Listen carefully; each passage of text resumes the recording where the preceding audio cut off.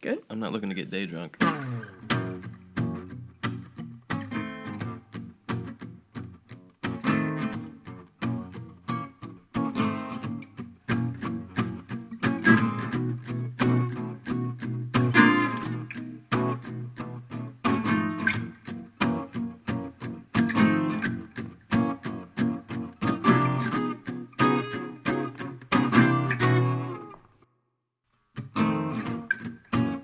Welcome back, everybody, to another episode of This Is My Bourbon podcast, where we discuss the spirit of Kentucky. My name is Perry. Thank you guys for being here.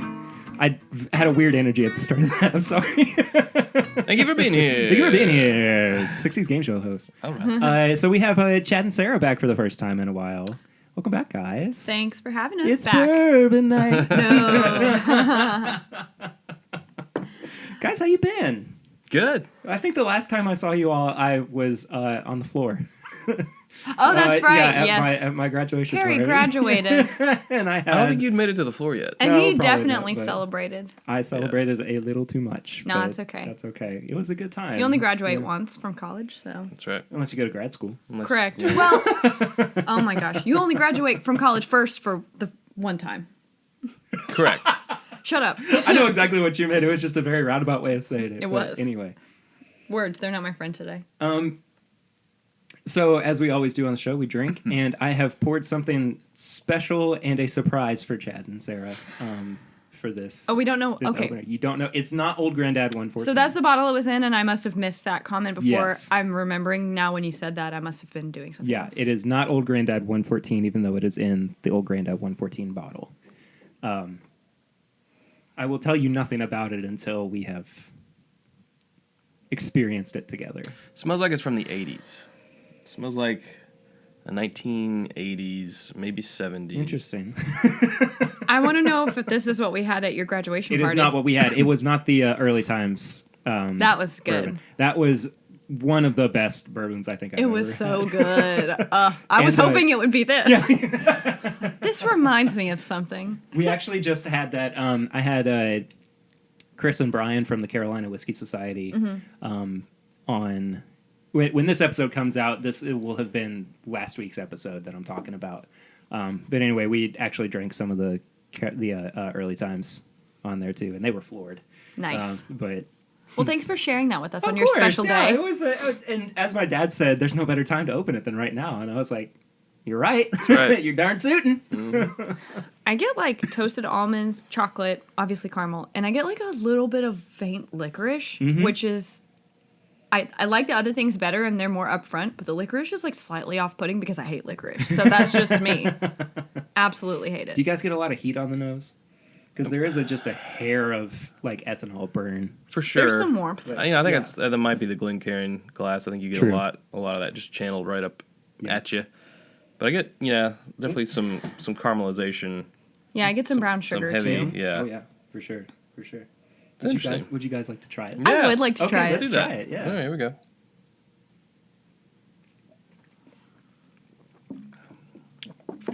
Oh, it's easy. It is easy. I still get the almonds too.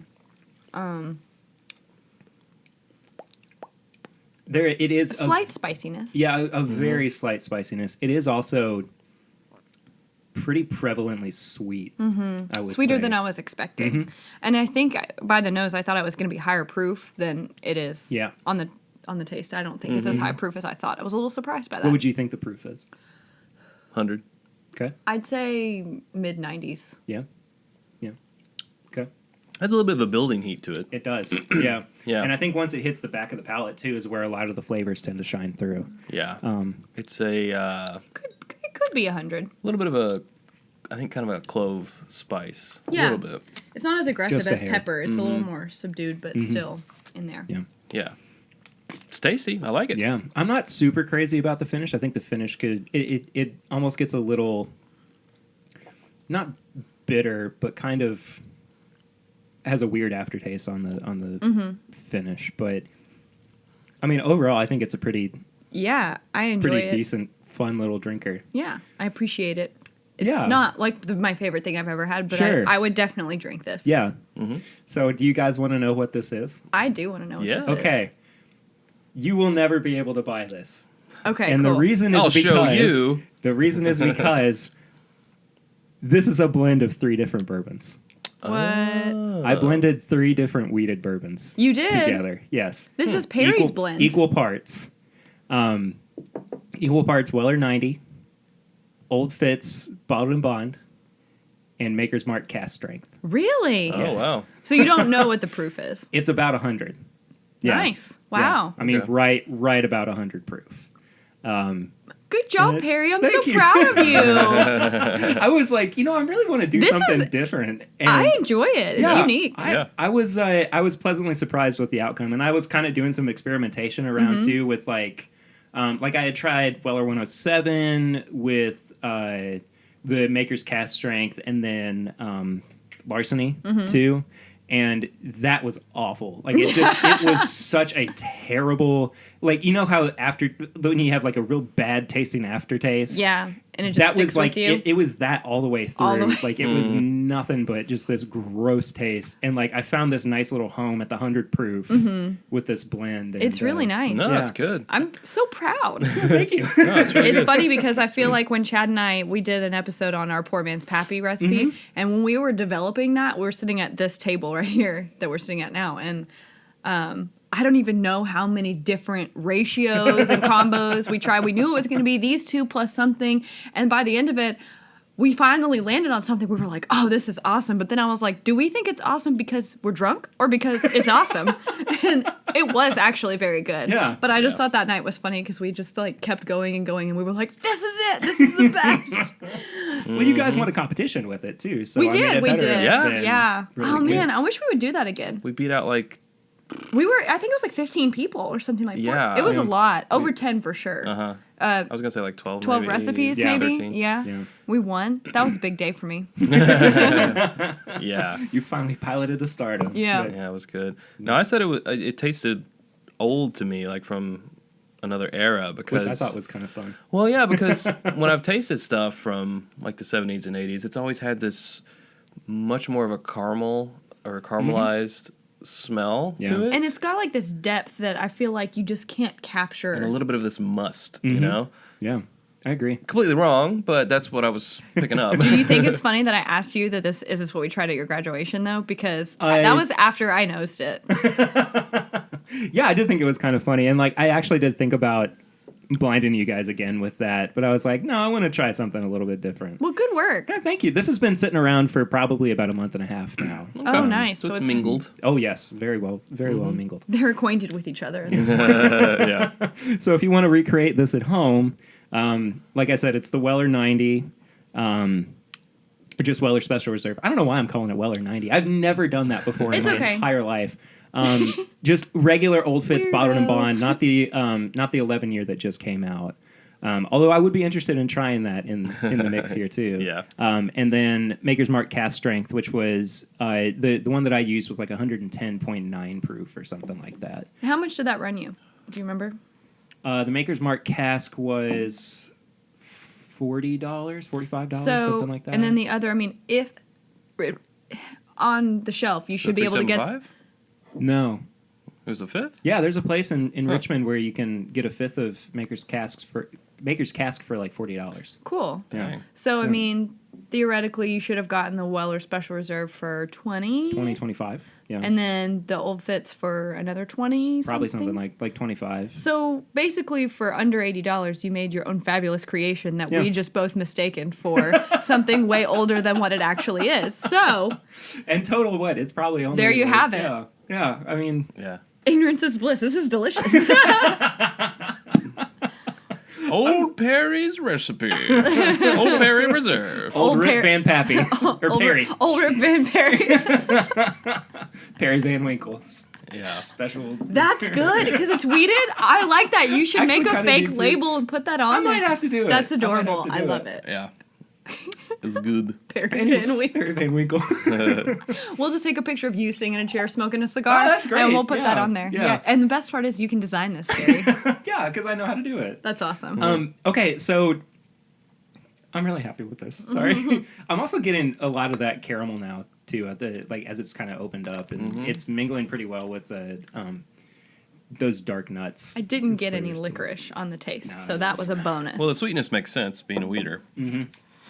yeah, For totally. sure. Okay, so to kick things off, I got to ask you guys, as I normally do, what you been drinking You've recently? been drinking. Sarah? I have been super into some very specific Knob Creeks lately. One being, we got a.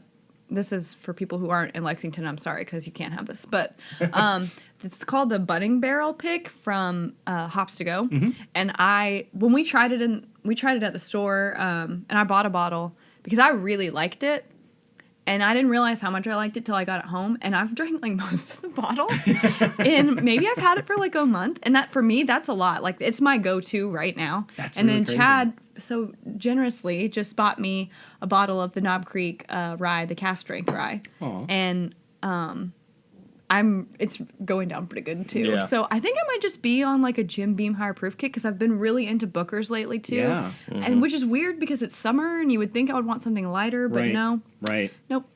I had the Knob Creek cast strength rye recently too, and I think it might be my favorite so far from 2018. Really? Yeah. Wow. I'm gonna have to put that in a list. Oh, I already have my list think- going for, for I this think- year. Oh shoot, I lost my train of thought. Sorry. It's okay. Oh well, I love the regular Knob Creek rye. Like I think it's a great value. Yeah. So I mean, if you're not sure if you want to buy it because it's a bit more, it's like double what 60, 70? No. No. Wait, what? The cast strength. Rye. Oh, yeah. I'm sorry. Yeah. 60. Yeah, it's like 60. So it's basically double the lower proof. I'd get the lower proof first if you like it. I'd definitely say it's worth Yeah. it. It's really good. Yeah, I agree. Yeah. What have I been drinking besides stuff for the show? I'm still working on a handle of Weller Antique 107. Very nice. And A go-to. I also like to Yes. pull that out of the cabinet whenever Chad's out running errands or whatever. Yeah. Let's work on this a little. And yeah, I don't know. I guess I'm still kind of on the rye kick a little bit, you know. Yeah, and you guys just finished up your Yeah, rye this- flight the sixth series. and final. We did. Yeah, Fight you guys seemed like you were rye. having a lot of fun by the end of that last episode. That was This good. booger's rye is the best thing I've ever had. Well, speaking of your graduation, do you remember having the Oh Booker's yes, rye? oh yes, I do. That was I early remember. on. That was no. early. I remember everything up until the second time I went upstairs. The floor incident. Yes. Okay. Good. Oh no, the Booker's rye was unbelievable. Yeah. So good. And I think I remember. I think I remember it well enough to say that it drank more like a bourbon than it did a rye. Which I really like, because I primarily drink bourbon, of course. But it's one of those unattainable things now in life where I'm gonna always go, hey, I really wish I could have another pour of that. Yeah, I know. And I saw a guy offering a bottle recently for like $1,200. And honestly, based on the way markups are going, it doesn't surprise me. No. It's delicious, but I think you'd be insane to pay that. I wouldn't pay that just like I wouldn't pay that much for Pappy that normally runs for, Yeah. Yeah. $100 or $200. Yeah. So I had an opportunity when it first came out to buy a bottle for like $425. Which now is a steal. is a complete steal because it was a $400 big bottle. Yeah. Or was it $300? Can't remember. I think it might have been $300. But yeah, it was like barely a markup, and I was like, that's too expensive. Because I hadn't had it at that and now time. you probably would have jumped on it. Oh man, I totally have a full bottle of that. Yeah. I mean, yeah. But oh well. Those Hindsight. days are gone. We'll never have it again. And But here oh we well, all- move on. Here we are. Yeah. What I've been drinking, I've had a lot of the JTS Brown recently. Interesting. Yeah, I mean, just kind of as a hanging out, something to go to. Mm-hmm. And then another one too, same range of product, another cheap Bottle and Bond Heaven Hill product, TW Samuels. Have you guys ever had it? Is that a bourbon or a whiskey? Bourbon. It is a bourbon. Yeah. Okay. So it's another Bottle and Bond bourbon from Heaven Hill. Interesting. I can't recall ever having had it. No. You can get a handle of it at Total Wine I've for less seen than it. $20. Nice. Yeah, I've seen it. Is it I mean- another 36-month bourbon? It doesn't taste young. Yeah. It actually tastes very reminiscent of Elijah Craig. Really? To me. Interesting. I'll Yeah. pick some of that up. Yeah, And we'll try it out. I think that's why I've gravitated towards it so much is because I've just been on such an Elijah Craig kick. Well, Elijah Craig too is what I've been drinking. But I've been on such an Elijah Craig kick that I found something that was pretty similar to it in profile, but at higher proof and cheaper. Right. So like I can't lose. No, it's a triple threat. I don't know what to do. Yeah. I mean, I just love like bottom shelf buy. I just I love do the Heaven too. Hill Green label so Yeah. much. Yeah. It's Yep. got a special place in my heart. Actually, I just bought a Elijah Craig barrel pick over there. Oh, did you? Yeah, from Total Wine? Yeah. Mhm. It's pretty good.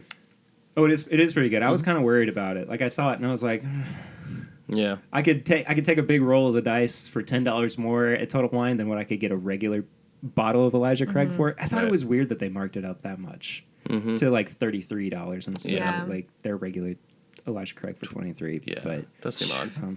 Their prices right now are just ridiculous. I mean, it makes it hard not to go in and just Ridiculous. buy buy everything. cases. Like, Yeah. and that's what they want, I guess. well, Yeah. sure, Ugh. sure. And I keep coming back to this too. How do they make money? They're not. I heard a rumor that they are going to lose $500,000 in the first quarter because of how low their prices are. But they wanted to do that because by Wow. dropping their prices so low, they generate a word of mouth and basically a reputation and get people to adopt a behavior pattern of going there. Right. So basically, you could kind of consider it as a $500,000 marketing campaign. Sure. You know, for a launch, which Sure. is not unheard of. So, I mean, think about it. You've been there a couple times in the past week. You go there a lot. Yeah. Like you all are talking about it right now. So you're doing their work for them, and all they had to do was drop their prices so low. That's true. Now that means that they will go back up at some point, but by then you'll be trained to go to Total Wine because you'll be like in your brain, oh, they have the lowest prices. Yeah, but you'll remember, like I remember when this 101 was $16.29 and But now where have it's you ever- $22. But even if they raise that 101 back up to $18, it's still the cheapest where you're going to find it. Yeah. So, That's true. Yeah. you know, I mean, as even long if as they raise stay- Elijah Craig back up to 25 or 26, it's Yeah. still going to be the cheapest anywhere you can find it, but they're long- making a few dollars more. As long as so, they stay the lowest price. yeah. Yeah, and I don't think that it's sustainable. You know, I mean, that 6 months from now, there's no way that It's it's not. going to be. But again, it's gonna that's be just the part same of their thing, but- launch Yeah, strategy, sure, I assume. sure, and that's I'm fine. speaking with absolutely no hard facts or references, so if I'm wrong, please don't hate me. These are things that I've Don't heard. at her. These are things that I've heard. Yeah. Don't at me. Don't at will work for bourbon. Hey, what do you guys want to drink next? Something fun. Okay, so I brought Let's go. along. Let's do this. You want to do the Calumet? Yeah. Okay. So this is the Calumet Farm single rack black batch number 1. I don't know. It's 12 years old. I think single rack is such a very clever marketing term for small, Small batch. batch. Yeah, exactly. A single rack. A single of- rack's worth of barrels. Right. Not- So not even that they came from the same rack. It's just a single's rack worth. So if a rack can hold 20 barrels, you could say this is a 20 barrel. Oh, you're not far off. It held 19 barrls. Well, Yeah. there you go. Look at you, Chad. Daggone, I'm Look at good. you.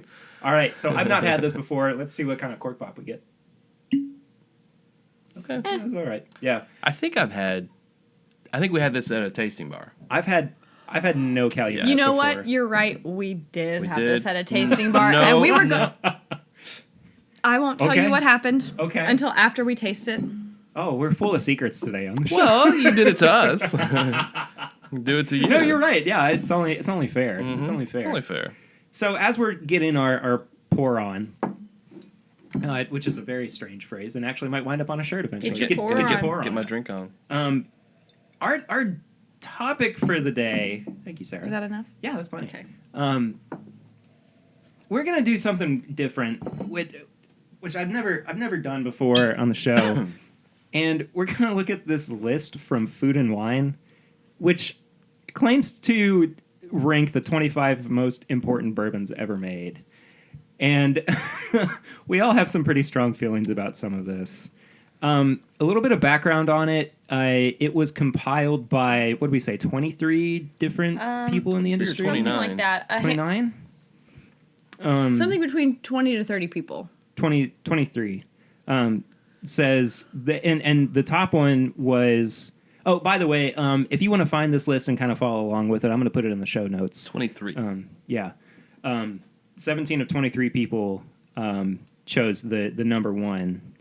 Any guesses as who was on the Well, who was on the 17? It said each participant named 5 to 10 bourbons that made a difference, not their favorite bourbons or the ones they thought tasted best, but those bottles that were influential, innovative, or otherwise held a significant place in bourbon history. Right. So, and the panel of experts, as they put it, includes master distillers, whiskey writers / historians, and then whiskey bar owners or whiskey store owners. The distillers include like Fred Noe and Chris Morris and Jimmy Russell and Bill Samuels. And then the writers are Chuck Cowdery. I will say his name. Cowdery? Cowdery? Cowdery. Okay. Chuck Cowdery. Sorry, Chuck. Fred Minnick, of course. Dave Wondrich. And then they have bar owners from all across the United States as well. I think it's a little peculiar that Michael Veach isn't on there. As I a think it bourbon is, too. historian, I'm like, I think it is too. what happened? So before we even get into this, I have to ask you guys: is there any need for a list like this? Like, who is going? You know what? We really should try to whittle it down to 25 bourbons that are most important. People love lists and they click on lists. Sure. And I think it's when you're running a website. It's content. It's that content. people will click. Yeah. Now, is it valuable content? I mean, yeah, not necessarily would it be called clickbait, but it's pure opinion. It's awfully close. I mean, everything's opinion, but this is opinion about something that, like they said, it's not their favorite or what they thought tasted best. Right. This is just influential, or it's like, I don't know. Like, I took a lot of film classes in college, and it's like, well, what are the best movies versus what are the most influential, iconic movies? Right. Everyone says Citizen Kane is like one of the best movies ever, but not because everyone likes to sit down and watch Citizen Kane, but because it changed film forever, Right. which makes it important, but not necessarily the best. Whereas Star Wars, Wars does both. does both, It right? does both. I'm going to Yeah. talk like this for the rest of the podcast. Oh, great. No, Here's please don't. No, I am Michael no. Caine. I found you. I found you. I found you, Have you Master seen the Bruce. video of Michael Caine doing his Michael Caine impression? No. It's amazing. Okay, well, nice. we're going to have to watch that later. Yeah, I'll probably have to put that in the show notes Watch as some well. of that later. But yeah, I don't think this list of important bourbons is super important. I But don't it either. is something I fun don't to think it's talk about. necessary. How Yeah, and that's why we're influential is talking this about it. list? Let's have a list about that. Let's have a list of the most influential lists. Articles, Yeah. about bourbon. Yeah, so I'll let you draw your own conclusions about this Calumet. I The can nose see is by your face. terrible. Yeah. Well, it smells like fresh cut bananas. Yes, that's exactly what it is. And Like- I don't... like- go ahead. Not ripe banana peel. Yeah. I don't... And I'm not a huge banana fan. Like, I'll eat them, but I just, I don't ever really crave bananas. And so this is immediately kind of making me go, ugh. I don't know if I want I just keep staring at this single rack, and I'm thinking, rack city, rack city. Single rack, single rack city. I want to see a really, low quality produced commercial. Oh, I could do that. Oh my gosh, that would be in front of so a green fun. screen. Oh my gosh, I would love it. This bottle has, I think, too much bling on it or going absolutely. on. It's like gold foil, but it also has this little Rack City. banner hanging over the side of it. Single rack city. It's got gold on the front label, gold on the neck. It's just, I don't know. It's like too much. It's Would like you call that bottle bulbous? I would call it Yes. a little desperate. Oh, bulbous. Yeah. Bulbous? I think it's bulbous. It's hard to transport. It doesn't fit. It doesn't, It doesn't fit in anything. And it gets everywhere. Little pre-roll Okay, shot. I'm scared to take a drink of this, but Go for it. and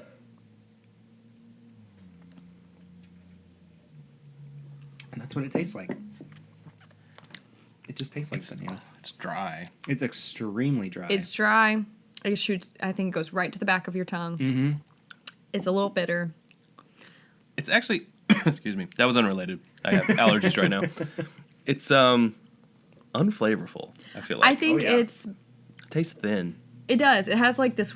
It has like one It's trick one note. up. Yeah, up its sleeve, and that's the initial pow to the Yeah. back of your tongue, and then it's just like gone It's after 94 proof. Yeah, so the story was that we were going to buy it. We had it in our hands. We were at Liquor Barn, and we were walking up to the register, and I think we were buying sandwiches. So for some reason, we went over to the deli where they do the tasting. bar. Right. And we were like, oh, it's on the tasting bar. Well, while we're here waiting for our sandwiches, we should go ahead and just get a sample Might of as it well. to make sure that this is going to live up to our expectations. Because we were sold. Mm-hmm. And we put it back. Oh, I don't blame you. Yeah. I don't blame So, you. This is another one I got secondhand, so nice. I'm happy I didn't pay anything for this. Yeah. It's, I hate the finish on it, too. I mean, it's not the worst thing I've ever had, but No. it's not. Because we've had the Woodford Cherry Smoked Barley. Oh my God. That may be one of the worst. You know, I things don't I've ever remember had. that at all. So I think I blocked it out of my memory. Well, lucky for you, I still have a little sample from Swan. I think about it time to So- time, and I just get a little. Well, have you heard our episode on it? No. Oh, you should. Okay. Because I had already spent a very long day at Keeneland before I went and drank that, and it did not go well. But I will say that much. You know what is good is they're batch proof. from Yeah, the you guys Masters. just did an uncorking Yeah. of that, which will have been a couple of weeks by the time this episode comes That's out. true. But Mhm. yeah, it seems like you guys were pretty big fans of it. I mean, the bottle everything but is the price. beautiful. Yeah. The liquid inside is great. I just think that the price is. It should be more. Stupid. It should be under 100. Yeah. Definitely. In my I think opinion. around $80, but I have new information about that. What is your new information? So James was telling me this. James Wolverton, James Wolverton. He was your friendly neighborhood total wine bourbon specialist. he heard it on another podcast. Sorry, Perry. But it's okay. We don't speak of other We like to podcasts. acknowledge other podcasts. They here. do exist. They're I'm out actually- there. I'm actually having a Bourbon Pursuit on in a few Oh, weeks. cool. Oh, that's awesome. Yeah. Cool. Be on the lookout for that. That the assistant master distiller, I forget her name, but she said. Oh, Elizabeth McCall, I There think. you go, Yes. something Yeah, like that's that. it. That's it. She said that I wanna beat her. the high proof of the Woodford didn't react well in their normal bottle. It was just too much for it, and it wasn't holding up well in that bottle. Interesting. I It don't know wasn't what that means. sustainable enough.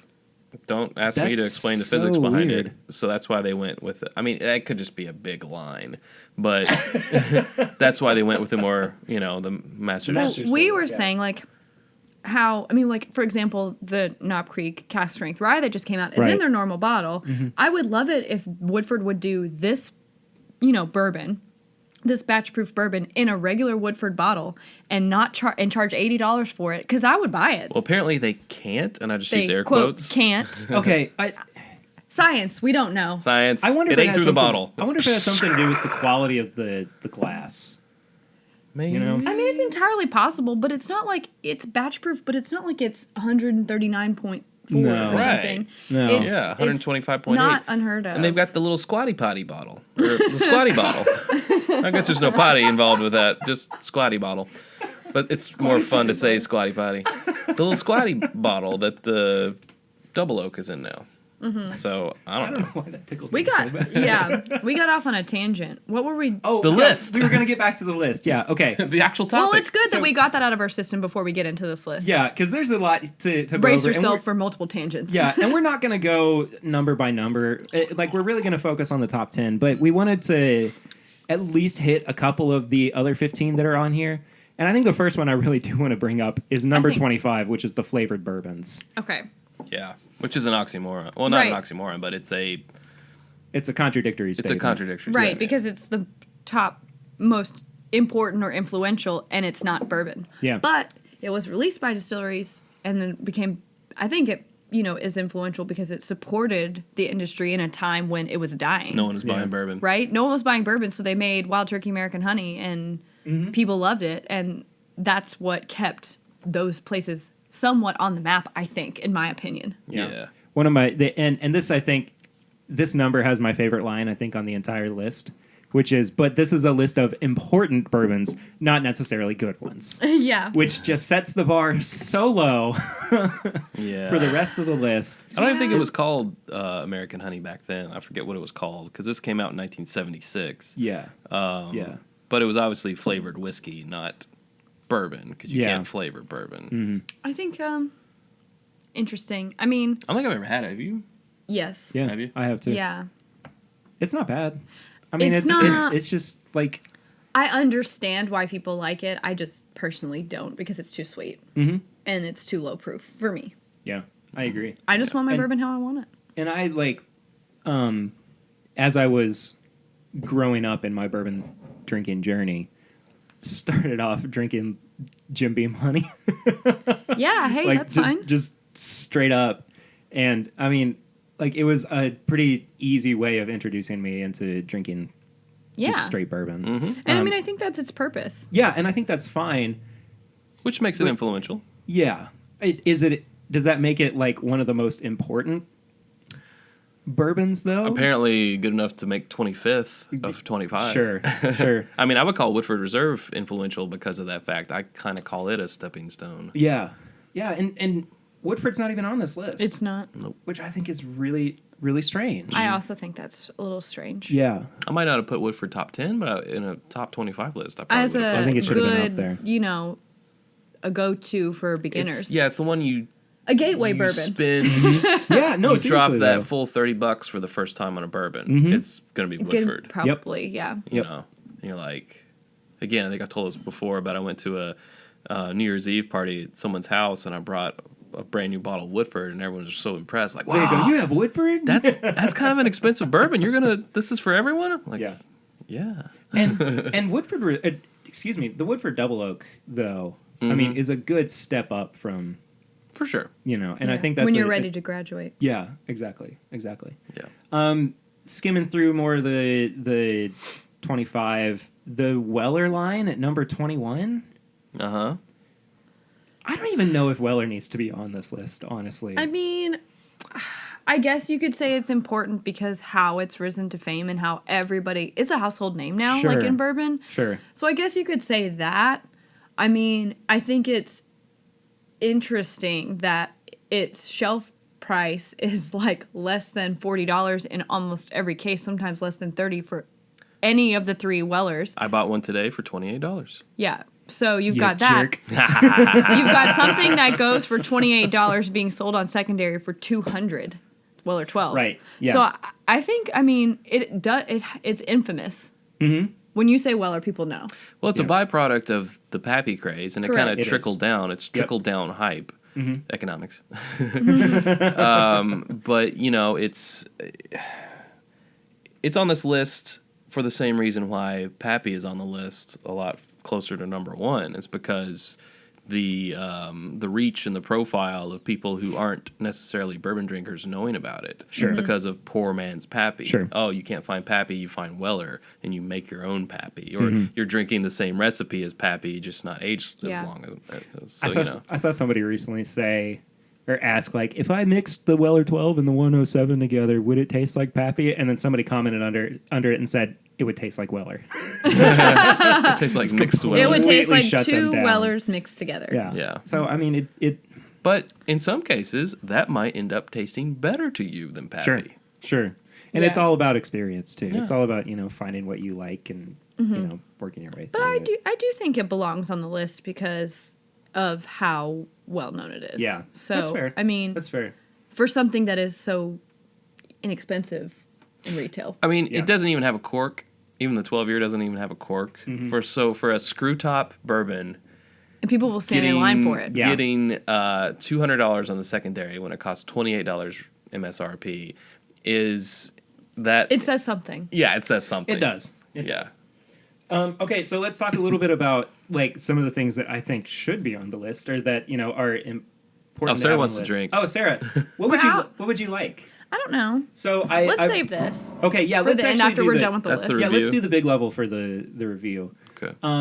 So I also brought along these little 200 ml bottles that I won in a raffle. Yeah, let's do the Heaven Hill Bottled and Bond. I want this. This is a pre-2010 bottle.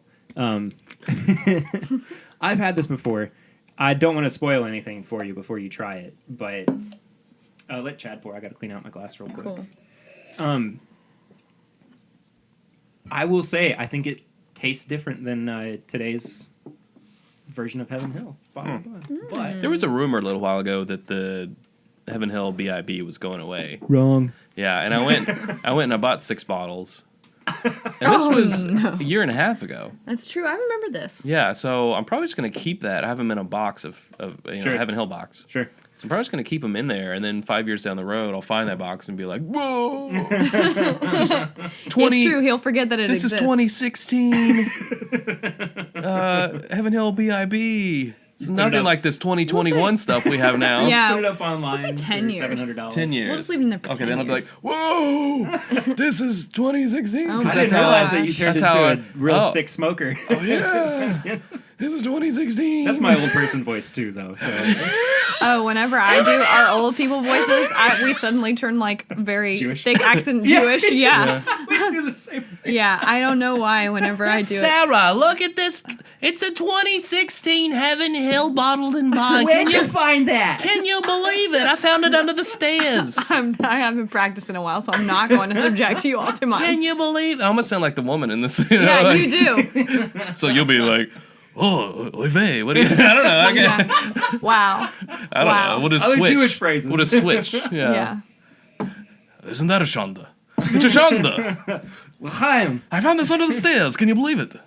Oh my gosh. I don't even know have what you to guys say. noticed Sorry to this? all No, the I people haven't. of Jewish faith. Just want to say that right now. Yeah, it's not like, Sorry. yeah. No offense intended. It just happens to be when I What do my we old person gravitate voice towards. Yeah, and I I pretend do the like I'm same thing. scolding Chad in the future. It somehow turns into that voice. She will turn For into an shame, old Chad. Jewish woman. It's true. Yeah. Yeah. What are you gonna do? How dare you talk to your mother like that? I like it. I love that. Would it accent. kill you to make a brisket? You never take me out dancing anymore. Exactly. Let's go to the supper club. I'm just gonna turn into Aunt Bethany. Yeah. This house is bigger than your old one. Is Rusty still in the Navy? Don't throw me Don't down, throw Clark. me down, Clark. I was trying not to, Aunt Beth. Do you hear something? Oh dear, did I break wind? Hell no, Bethany. Did the room clear out? The blessing. I pledge allegiance to the flag. And this has been 5 minutes of Christmas vacation quotes. So just go ahead and skip ahead. Yeah. It does smell different. Mm-hmm. Again, we are back to the Heaven Hill Bottled and Bond 6 year. It's a 200 milliliter. Pre-2010. His late night radio. Oh, that's my NPR. Oh. Welcome back to All This is Things My Bourbon Considered. Podcast with your host, Perry. I'm Perry, filling in for Perry. Today we're going to talk about salt. The SNL, what do they call that? What's the name of that show? The Delicious Dish. Yeah. Welcome back to the Delicious Dish. That was the sweaty balls. Yeah. That's skit too, right? Yeah. We're looking forward for you My all initial- try my sweaty balls. Oh my God. That's my best Alec Baldwin. Ball. Yeah, it's tough. Your initial thoughts? My initial nose was like, whoa, Totally different. totally different. And Yeah. it like, I think I either stuck my nose in there too much or Oh, it's pungent. it is pungent.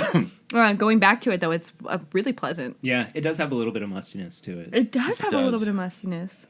It just makes me wonder how old this bottle actually It aged well in that plastic. It's really taken on a lot Don't you of wonder those, what that does after a long Oh time? yeah, absolutely. Like do the It's the same thing with like the ceramic decanters. yeah, You know, again. and like how they've affected the juice inside. Yeah. science. I hate saying juice. Sorry. Science. Dongle. I don't not sciencey enough to know how these molecules interact with these molecules and break down the plastic because of the blah blah blah Well, at blah least over you, time. you won't get cork rot. That's 'cause true. There's no cork. That's true. I do think it's interesting though. This smells good. I'm gonna try it. It's good. Chad made a surprise face when he tried it. It definitely tastes a little bit musty too. Well, it just tastes so different than the normal. It on the does. That shelf has a these little days. punch to it. Yeah. As much punch as what is this? Bottled Bond? Now, is it still? I see this one's that's advertised nice. as charcoal filtered. Do you know if the current on the shelf is charcoal filtered? It is. Okay. Yeah. Mhm. All right. So they haven't That's changed how they that. that's how they filter all of their bourbons, as far as I know. What do you guys think about this? It's good. Can Do I you like- say that I like it better? I don't know because I'm not trying them. You'd have to blind me. Yeah. I don't know if I like it better either. I like it in the sense of it being a different experience. Altogether. I do like that. Yeah. I have a current open bottle if you want to. Why don't you go? Why Let's don't you do snap that. that up? Back Yeah. to. May All as well. Bring that Y'all in talk here. about amongst y'all. Talk about the list. Yeah, Okay. we'll talk about the list. Oh yeah, more. okay. So one of the things I wanted to bring up too was like things that I think do deserve to be on the list. And the first one is the Elmer T. Lee single barrel. And the reason behind that too is that there weren't a whole lot of, if any, single barrels up to that point. I don't think. What are you making that face for? Bland's. Blanton's came out the year after Elmer T. Lee. You're did. right. Yeah. If you had read the list, Sarah, I didn't. I it got told thrown you. at you today. I know, did it's not. Okay. I got thrown at me right before we started this, and I did not read the descriptions because I wanted to form my own opinions. So what it says is Elmer T. Lee forever changed the bourbon industry when he created Blanton's, the first single barrel bourbon in 1984. That's what I meant. That's excuse me. Blanton's came out the year before Elmer T. Lee did. So 84 I'm not was wrong. I was wrong. I'm very sorry. Blanton's came out. Everyone in 84. acknowledged Sarah was right. Sarah 1, Perry 0. So Blanton's came out in 84, and then 85, Elmer T. Lee came out. One of my favorite things about this, too, is a quote from Jimmy Russell. It says, Elmer loved this bourbon, and its profile is similar to my profiles. Thanks, Jimmy. Thanks, Jimmy, for Thank saying you, good job Jimmy. for making something like what I make. A man of few words. Hey, I don't care. He can say whatever he wants. He's The adorable. man's, he's a tried and true veteran He's of the the sweetest. industry. So Chad just brought out the modern day iteration of Heaven Hill Bottled and Bond for us to try. Now, this was purchased for our 20 under 25, so this is probably almost 2 years old. Wow. Correct. There isn't that much out of it, though.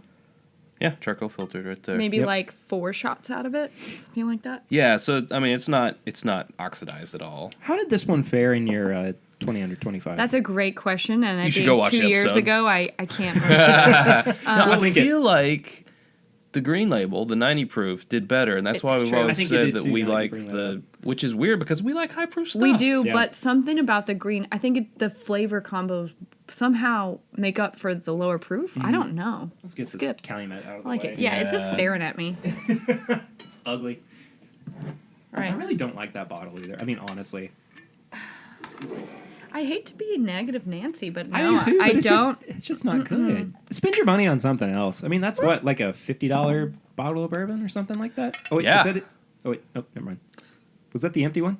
Yeah, Oh, Yeah. okay. I thought it was the. I thought it had the. Whoops. that's fine. I got excited. I overpoured, my bad. Heavy No, handed No, pour. no. This one, that one has juice in it. I was going to move them so that they were on the same side as What you talking about, Willis? this is the first one. This Yeah. is the second one. Oh. This is the first, First one. This is the second Oh, one. okay. Well, I was gonna keep mine in a different order. Whatever. Do you read from left to right? No, I'm different. Okay, well, things are going to be very hard for you then. Thank you, Sarah. You're welcome. That might be too much. I might be a little heavy-handed with some of these. That's all right.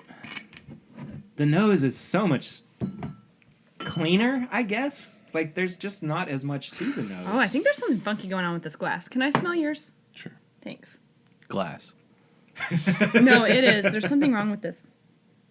Maybe Lucky not. feet. I don't know. Does it smell kind of soapy? Maybe you're not the right person to ask. He's got allergy He's problems. got the allergies going on. They smell the same to me. Maybe they do. I don't know. It just doesn't smell fragrant like the old one does. I think maybe that's what's wrong with me.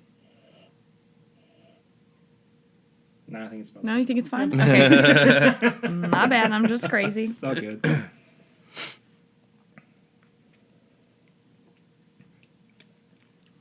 They almost taste like two completely different bourbons, I would say. Oh, They for really sure. do. For sure. And you know, I think this might be a case where I appreciate them both, but I think I like the newer version. Now that I've gone better. back to it, I have to agree. I think that, and when I first had it, I tried it on a live stream, and I think it might have just kind of been the novelty of having this older bottle. Rose-colored glasses. Yeah, Yeah. exactly. Where I was like, oh, it's better because it's older, but I just don't think it's. It's not don't bad. It's hotter and it's more musty. Mm-hmm. Normally I'm into the hotter, but Is it the musty quality that's I kind think of? some. Yeah, I think it's the just. new one. Sorry to cut you off. I didn't mean to. it's okay. I think the new. But one, I'll continue. But I'm gonna let you finish. But I just gotta say, the newer one has a nut quality to it. Yeah, I agree. So Chad is immediately Nutty. one. Nutty. Everybody take a shot. Drink. Everybody drink. That's one of my favorite bits in How I Met Your Mother, where Ted's getting drunk. They're playing a drinking game, and he's like, "Everybody drink." And Barney goes, "Ted, you can't play a drinking game and have it where anything happens. You take a drink." Yeah, like that's not how it works. It's like in the first season of Family Guy. He says, I think Peter says, "Who wants to play Drink the Beer?" Oh yeah. Or no, his friend says, "Who wants to play Drink the Beer?" Maybe How do you Quagmire. play? He's like, "Right here." Yeah, they are almost like two different bourbons, They and are. I personally enjoy the flavors of the newer Heaven Hill more. I have to I- agree. I wonder if it's the one of the reasons that we don't like this older one is because of the bottle that it's in. I mean, the plastic bottle could have, affected Who the knows? flavor. Because Could've I got it. I mean, of course, I got it unsealed. And again, don't know exactly how old it is. It could have been sitting around for it's a decade or so. Even though it's a little plastic bottle, it's beautiful. I mean, I think so too. I love it. I think so too. I love that it looks older than it is. Like it looks like it came from the late 80s or early. It looks like the somewhere- 70s because It they probably almost haven't does changed look like it the since 70s, the 70s. yeah. But it just has this like, and even the labels starting to get worn and I like love peel how off many a little bit. different fonts are on this. It drives me as a graphic designer. It drives me a little There crazy. are so many different fonts, and there's the little stripes inside the words Heaven Hill, all the drop shadows and the outlines. Oh my gosh. At the time, this was gorgeous. Yeah, It still is gorgeous to me I think it for what it is. mild and Yeah. mellow. That's not They why- still say I wouldn't that. describe it this way. they still say that on here. Don't It's a they? little bit Yeah. of a Mild and mellow. No, they say mellow and smooth now. Oh, They've changed their wording, well, there yeah. you go. Huh. but And it's they still added charcoal green to filter. the current label. Or, sorry, red. This one's just all green. Yeah. Yeah. Pretty much. So it definitely has to be from a bygone era. Yeah. Now, which bygone era that actually is, Who knows? we don't know.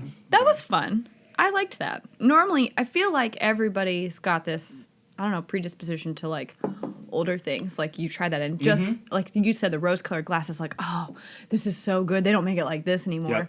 Yep. But, sometimes changes for the better. Yep, Sometimes it's I not. I agree. Okay, so back to this list.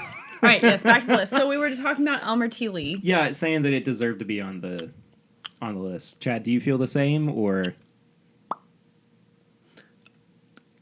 back to the I'm going to say I actually like the older better. Really? Yeah. Show your work. It just has... Cite your sources. You know how I hate when people do a barrel pick and they pick it just because it was funky or different? yeah.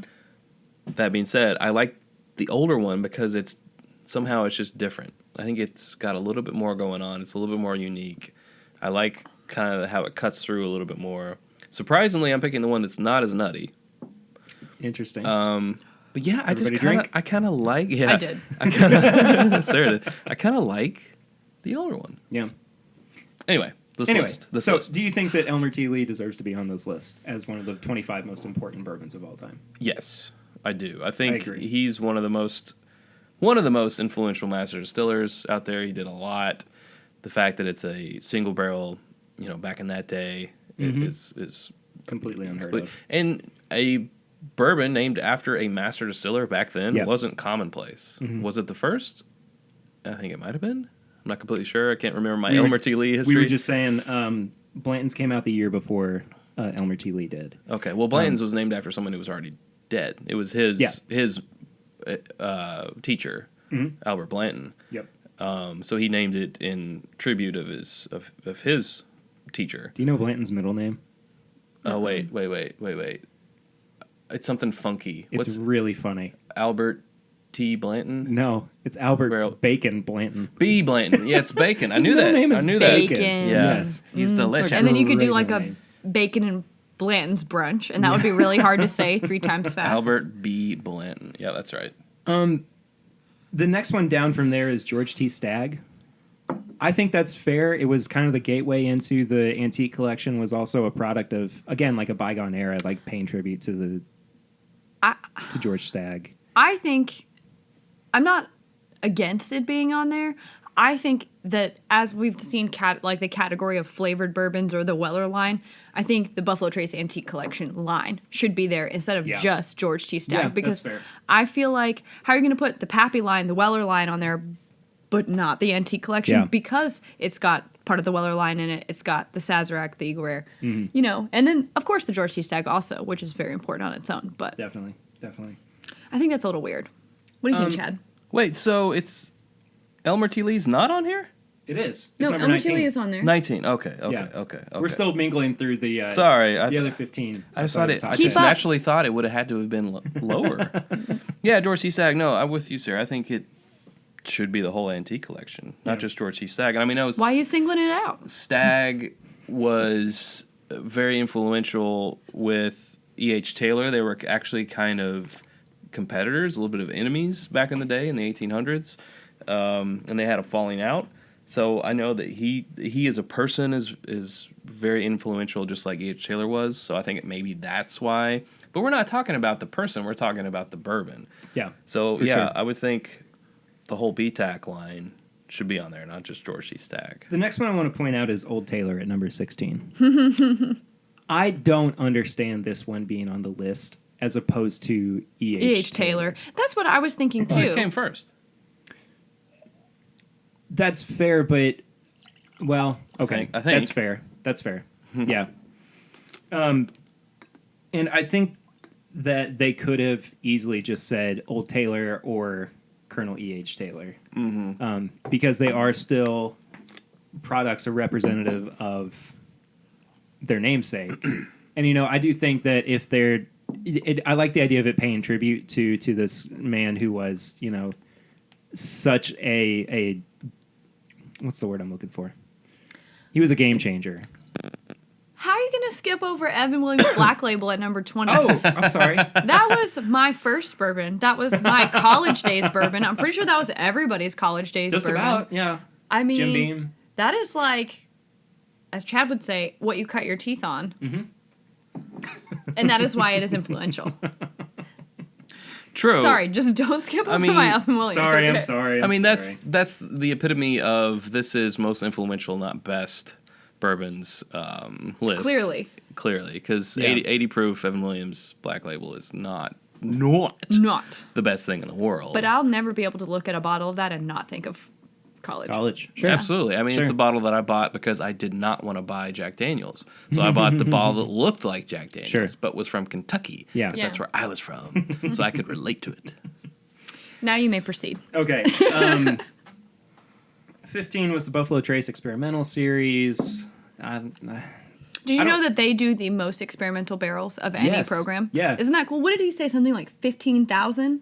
I think 10,000. This I says think what it this says was. 14,000. Well, you're all in the lying. list. I was don't remember what he closer. said. It's 10,000. Isn't that crazy though? It's 10,000. That it's many. insane. I mean, It's think insane. about the storage for just that many I mean, experimental they have barrels. a whole warehouse. I know. No wonder that they had to Dedicated to it. expand, onto Because they're however doing- many acres. But I think that's so cool. Like, Yeah, I do too. I don't, some people, Chad, aren't as impressed with the experimental side of that. Chad just got attacked. But we literally just had this conversation this morning, so aren't as impressed with that experimental side Yeah. as I am, because I just think like that's the future. I mean, so many people have found the niche, and where is it right, and how do you make great bourbon? Right. And the next question is, and some people won't like this, purists, but how, which is fine, but how do you keep growing within such strict guidelines? Yeah. And I think that's a really cool thing, what they do, so. Yeah, for sure. Whether it all tastes good or not, that's why it's experiment. I just hate paying $50 for a 375 that I don't like. Well, you don't have to, because most other people will snatch them up before you can even get to them. So. I had the chance today. I passed. would have bought it. He passed. Passed. I wasn't there. It was a hard pass. My dad bought one. I would have bought that's one. okay. Well, I hope it's good. We'll sample a little bit for everybody. Cool. 14 was the Willett Family Estate line. I don't know. I don't know. I don't. Would it? Yeah. Can we talk about number 13, though? Oh yeah, absolutely. Let's go. Yeah, that was the next one that I really wanted to talk I don't really about. I don't really have a lot of thoughts on that. Which was the Hudson Baby Bourbon. Is this because it's not Kentucky or No, it has to do with the last 1, 2, 3, 4, 5 sentences of this paragraph. The oldest bourbon out there? No. The best? No. But few bottles have so altered the course of bourbon history. What? So, well, apparently there was a big thing in 2007 with a bill passing, the Farm Distillery Act of 2007 in New York. In New York, yeah. Which changed the scene there. So I can see it for that. But the course of bourbon history, I mean, that's saying like the entirety I think of bourbondom. I think this it belongs made- more towards 25. I would if have it's to going to agree. be on the Yeah, I list. would have to agree. I think it made waves.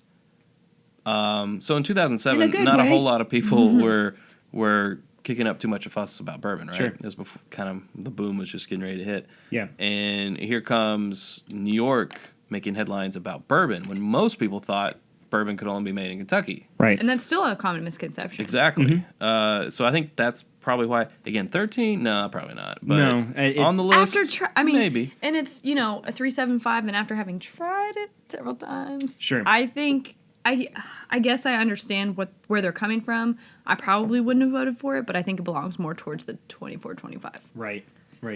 Okay, from here on out, I changed my mind. I don't want to do the top 10. Let's just do the top 12. Let's do the top 12. Let's talk about them all. Because there are... Let's do it. Because 12... I don't think we can skip any of these. They're too important, period. No, 12 and 11... I don't know if we'll have time. We skipped so much of To go to Home Depot. 25. Well, people can read it. There's no time, Chad. Click the link, but what really matters is we've pointed What out the we ones have that to really... say about it. Exactly. That's what we're here for. That's why you're listening, right? We could have sat there and talked about Michter's, but... what is there to say? I don't know. Not enough. I think if we have opinions on it, we'll share it. Sure. So. Sure. Okay, so... Oh, Chad's pulled out the... Okay, that is definitely an older bottle of it. Have you tried to... Okay, so sorry for everybody at home. We're not opening this, are we? No. Okay. Chad just held up a bottle of Heaven Hill Green Label, 90 proof. But it still has the neck sticker on it. And the... the collar. I guess The neck label, though, is different. This. Like, it definitely doesn't still say the best bourbon in the world or whatever. Has it always been textured? Yes. Yeah. So is... the best of the great Kentucky bourbons. Feel the actual label on that one. Yeah. Well, okay. Closer. Yeah. Time tempered. Feels like a cat's tongue. It does. Have you figured out how old that bottle actually is, Chad? No, I need to put it out in the interwebs to figure out the things on the bottom. Mm-hmm. I mean, they did away with that bottle collar in the 90s or something, didn't they? It says 13. You think it's 2013? Maybe, but I would Is kinda there think it's earlier than that. Is there a code on it, like a time? It says a stamp code. It's got some weird shape. Looks like some sort of Greek Like an letter. omega? Like an omega, yeah. CPA 424713. And it looks like there 42 has nothing I to do think with it's a month. 13 because look there. Can you see in the light? There was once a timestamp here, Mm-hmm. and that says 13. 813-07130. I just see 07. 130. This is some quality content. Oh, Right yeah. here. Sorry, you can't see what we're seeing. You can just cut that out. Just cut that out. Cut that out, Barry. I'll cut out some of it, maybe. Okay. Maybe. Well, Anyways. we'll find out. Anyway. It could be from 07 or 2013. Sure. There was just a thing down here on the floor, and I was just pulling from it. Yeah, I was like, what's Chad doing now? This is a weird what's in Chad's bag segment. What's in the bag? What's in the bag? Sorry. So before we start on our 12, Yes. do you want anything else? I would like something else, yes, Okay. if you guys would. Yes, I would. Okay. So we could do this old granddad. Let's do the Old Taylor because we were just talking That's about fine. And you know what? I've actually not had just regular Old Taylor Let's before. do it. Here's my only thing about this. It's 80 proof. We've been drinking 90 and higher. So it's going to taste like water. Probably. So should we go with the Old Granddad? I would say let's go with the old granddad. All right. The old You granddad is from 2012, I think. Yeah. Hey, look at you. Who made that little Bag of Jefferson's treats. Ocean label?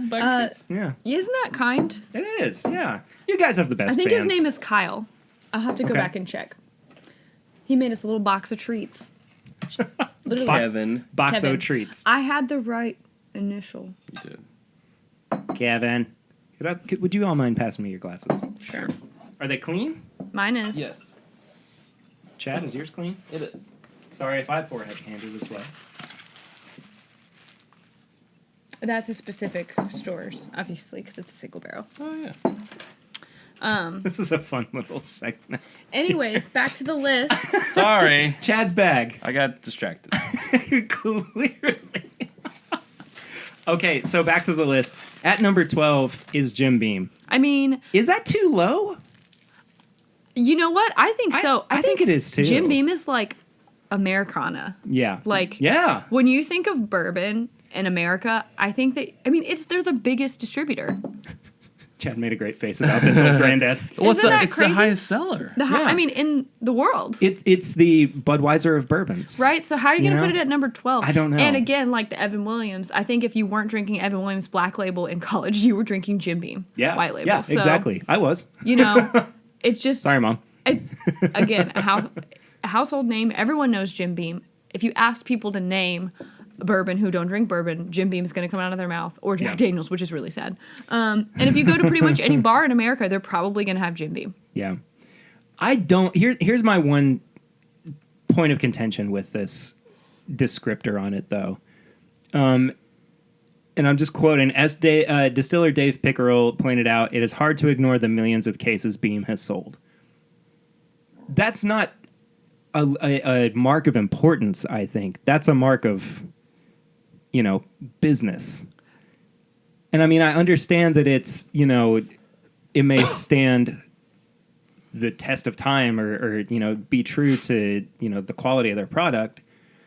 But at the same time, I mean, I think I would much rather look at the history behind it and the way that it paved for other bourbons to succeed, right? As opposed to their numbers, their But you can't deny their quarter, that they're their quarterly profits. Yeah, yeah, I hear you on that. Yeah. I mean, I think I don't know. It's tough. I mean, again, if we were making a list of the top most influential beers of all time, Budweiser would definitely be on there. That's true. Because they have made it. Jim Beam has made a name for bourbon around the world. Mm-hmm. Definitely. Yeah. So, but I get what you're saying. Like, I would like to think of it for other reasons other than the numbers. Yeah, but absolutely. Chad, do you have any thoughts before we move on to number 11? No, that pretty much sums You've been it up. nodding in agreement No, most of the time. I agree. Number 11 is Elijah Craig. I almost am wondering if Elijah Craig is a little too low on the list as well. I feel like it could be higher. Higher isn't closer to 1? Closer to 1, Okay. yes. Sorry. I mean, I think Sorry. it's relevant in that. Well, I guess the history behind. Again, are we talking about the history behind the person or the bottle? That's a good point. So Okay. I'm thinking like I could see it because of the connection with the myths of Right. who first charred a barrel or where did bourbon come from, Yeah. who invented it. So I get that, but that's the person and not the bourbon. It's not the bourbon itself, yeah. So I don't know. But if you read the thing, if you read the blurb, I haven't. It totally makes sense. As Chris Morris, master distiller Brown Forman, put it, the two labels combine over a generation to make Heaven Hill a bourbon powerhouse. It was released The other label being Evan Williams. Yeah. It was released in 1986 at a ridiculously low price and at the then unheard of age of 12 years. I think that's the bottle that should be on here. Yeah. Yeah. Yeah. That expression The is no 12-year. longer made and finally Yeah. remembered. And this is my problem, I think, with the entirety of this list, is it seems extremely short-sighted. Yeah. It doesn't, and we'll get into the top 10, and I have a couple thoughts on a couple of different ones in there, but it doesn't take into account the bourbons that were lost to Prohibition. It doesn't take into account ones that may have set standards, and it does kind of with Old Crow, set standards for the way that bourbon was produced. Or, I just don't think that it really takes a deep enough dive into the history of bourbon and just looks at what happened in the past 50, 60, 70 years. Well, it said that they were allowed to go back until the repeal of Prohibition. Yeah. So, Yeah. but I get what you're saying. Like, I feel like it should be lifetime and not just. Again, it's like tough. It's like talking about your favorite movies versus the best movies or whatever. True. So, I mean, you might like something because of the effects and you might like another one because of the soundtrack or whatever. And so it's like really hard to qualify. Are we basing all of these decisions off of the historical relevance, off of marketing relevance, off of worldwide recognition? Like, what are we talking about? And I think they're all a little bit all over the place according to how we're talking about them. Yeah. So Yeah. I think number 10 being the Four Roses line, at first I was like, I don't know about that. But then I was like, what other distillery does 10 different recipes? None. Yeah. Not like I mean, not like that. Not like in the way they do it. No, but like the closest recipe wise is Buffalo Trace because they have 4 different mashes that they use. But it's not about the with the single barrel, it's the not like strains. one bottle with the different recipes on the side. Like it's the different brands. And this is 10 recipes of bourbon, not even a rye. Yeah. Well, that's a good point too. Yeah. So they don't even offer a rye. I mean, I think that's huge. Yeah. Why don't they offer a rye? I know. I was just thinking. I would really like. I love their high rye bourbon. I would buy a Four Roses Oh, I rye. would too. All they have to do is Why go won't up they make another it? 20 points or so, and then you could be called a rye. We'll call Brent Elliott. We'll call Brent. Good buddy, Brent Elliott. Yeah, I love him. He's so fun. No, I think that it's fair that 10 Roses is... 10 roses? It's number 10. 10 roses. Number the 4 10. Roses is at number 10. I'll do you 6 better. 10 roses. 10 roses. I'll do you 10 better. And I think it Why has roses? played a part Sorry. in history too. So Yeah, White Rose loves 4 Roses. If you watch Mr. Robot. Number 9 is Knob Creek. like the Knob Creek line in general? I guess or that's what just they're saying. Knob Creek's. This is the small batch. If it's just small batch, I don't know that I agree with that. I think maybe their single barrel should be on there. Or I mean, 1992 was when it came out. It's interesting that how am I trying to phrase this? I don't know. I think it's weird that single barrels were more commonplace at this time than small batch bourbons were. True. As labeled on the bottle, because we've talked more about, well, I guess Elijah Craig came out before Knob Creek did. And that was a small batch back then. But I do think Knob Creek is sort of synonymous with the next step that you take in your bourbon journey. Like, you're drinking Evan Williams, you're drinking Jim Beam, you're drinking whatever, and then maybe you move up to a Woodford. But after that, where do you go? Yeah. When you want something higher proof, what's your Sure. first go-to? Sure. And I think a lot of people would say Knob Creek. I mean, I knew so many people before I got into bourbon, but when I was, in college, I'd say a lot of the people who I hung out with in, bars and restaurants who were a little bit older than me, Knob Creek, they would be like, oh, I just love Knob Creek. There's nothing better than Knob Creek. And like Knob Creek and Elijah Craig were like a treat. Yeah. And I think that's so funny now to think back I on that. agree. But I mean, that's just based well, on my I will say experience. too, I think that the product does hold up though. Like Definitely. I had age stated small batch again for the first time in a while recently. I forgot how good it was. Yeah. I mean, really, I'd been on, the single barrel kick for so long. I kind of left the small batch behind, and after having revisited it, it's a really great product. Yeah. Well, it talks about the 4 Bs. Basil Hayden, Booker's, Baker's, and Knob Creek. That's not a B. It has to be in it. Beam? Yeah. Well, so of those 4, Booker's, Baker's, Basil Hayden, and Knob Creek, as it says right here, proved the most popular, helping to elevate the reputation of the distillery and bringing the small batch bourbon movement as well as the super premium bourbon category into the mainstream. So I think right there, I mean, that's why they're putting it. If that's the case, I think it's fair that it's this high on the list. It's funny because if you had asked me which one from Jim Beam did I think, of those 4 was the most sought after for newish bourbon drinkers or whatever, I probably would have said Basil Hayden because I think it's more mild and more people seem to gravitate towards it. Yeah. But that might just be a Kentucky thing. Like, I might just be, more people I think are familiar with the branding of Knob Creek than they are with Basil Hayden.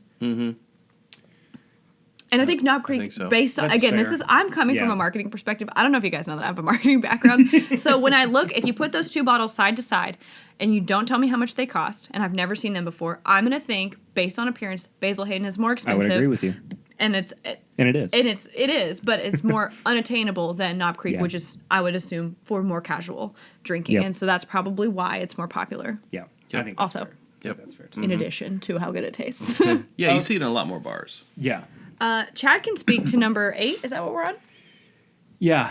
The very, very old Fitzgerald. You had this on your birthday I did. with Dixon Deadman. I did. That's special. Yeah. was not very, very impressed. Oh, really? I'm a great girlfriend. Yeah. I don't know if you guys know this, but I'm pretty awesome. Kind of a big deal. I give great gifts. No. Okay, so before we get to number 8, though, let's talk about this bourbon that we're drinking right now. Oh, sure. OGD. The Old Granddad Yeah, you know me. Bottled and Bond. Exactly. I really, really like this. Yeah, that's really, really good. I do too. I've just been like delightfully just sitting down and over here smiling and talking about I myself. like it better than I do the modern one. I'll go ahead and say it. Yeah. I think that it has the new one. I like high rye bourbons. I think the new one has just a wee bit too much spice on it. This is a much more well-rounded Yeah. version of the Old Grandad Bottled and Bond. It's nice. It's a little bit nutty drink, and it's Everybody drink. Smooth for 100 proof for sure. It's got a lot going on. It's not one note. Mm-hmm. And it's nice. It's really good. I enjoy it. Makes me smile. I agree. Speaking of Basil Hayden, right there on the There label. he is, Old Granddad himself. Old Granddad himself, Basil Hayden. So Okay, this so- very, very old Fitzgerald. Now, when we had this, it was in a lineup of 5. This was, of the 5, middle of the road, I think, for us. But in terms of, like, collectible or, antique, whatever, bourbons that we've never had before, I was A fun experience. So fun. I mean, like... Well, you're getting to hang out with Dixon Deadman, I too. think so. that if you come to Kentucky, you gotta get on the Beaumont Inn website. They have got Dixon Deadman's email. You can set up a tasting with a small group of people, and he will bring out the good stuff. He chooses something different for everyone, but Sure. like I was floored when I didn't know what we were getting into. I mean, we had the Japanese wild turkey the 13-year. from the 70s. It was amazing. He had some Pappy. We got to try the Kentucky Owl Batch 2 before it even came out. What else rye. was there? The rye. The Yeah. rye. Sorry. Yeah. And The very, very old. The very, very old Fitz. There was a Four Roses pick. that was fantastic. Yeah. It was their pick. And one other thing, and I can't remember. Oh, birthday bourbon. Birthday bourbon. It was your bottle, actually. That was. Oh, was it? Yeah. Okay. But this, Sticker one. there's just something about trying something like this that makes you feel, I don't know, it's just such a special feeling, like one of those once-in-a-lifetime kind of moments, because I don't know the next time we're ever going to come across this bottle. And I think for that experience alone, that's why, again, biased, because it happened to me, Sure. think that it belongs on this list. I've never had it before that, so I can't say that it does or doesn't. I think my only point of contention with it is that why is it not just the old Fitzgerald line? Because it's the in 12 year. general. I think they're saying the 12 year is perfectly balanced. I for the one time I've had it, I disagree. But but they're not talking about when it came out. They're not talking about what happened because of it, or why it needed to come out. What set it apart? It's just kind of here. Right. I agree with you. It's more opinion based. This specific one is more opinion And it based seems to be than very- most of the things on Exactly. this list. I agree. Yeah, this seems to be a little bit of an outlier because the preface to this whole list is that this isn't based on what they thought was the best or the best tasting. This is based on, importance, and yet they say it's because it's so balanced. Yeah. But it's not supposed to be about the flavor. It's supposed to be about the significance of the bottle. Sorry, So Chuck, but that's a little bit off in Yeah. relation to the rest of the things on the Yeah. list. So, I'm not mad at it. I'm not mad at it. I just question I question it. Yeah. That was Is this really where this belongs? Get out of my head, Perry. Okay, so on to number 7. Do we even have to explain this one? Nope. No explanation needed. It's awesome. I think Wild Turkey just as a whole could have been put at number 7. I like 101 though, I think it's fair to, have that be the shining star. Yeah. It's But- different because it's 101 when everyone else is 100. Yep. It's attainable. It's great flavor. I mean, it's a solid product at a reasonable price. And again, it's internationally known. This is my absolute favorite line though in the entire list. From Alan Katz. Great on its own or in a cocktail and always available, it could certainly be a standard bearer for bourbon if aliens landed on Earth and needed a quick crash course on the subject. It's true. Because I'm just imagining now, though, like this Aliens. invasion movie, and aliens come down, they're like, what is your best drink? Take me to your Wild Turkey. What is your offering? And we're all just like Wild Turkey 101. Hello, here. That's probably what I'd give them, though. But here We you go. deem your sacrifice worthy. I don't know. I feel like Wild Turkey 101 is not for the non-initiated. Not for the No, aliens. we've talked about this. We've talked about this before. Not for aliens. Yeah. Not recommended for alien use.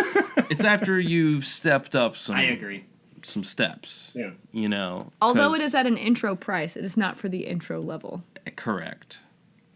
And it has to do with, I think, with the high rye recipe. But I it's so ride the good. proof, yeah, but it's Yep. so good. it's- Once you No, it's start great. really appreciating neat bourbon, It's a staple. Sure, it's absolutely. so good.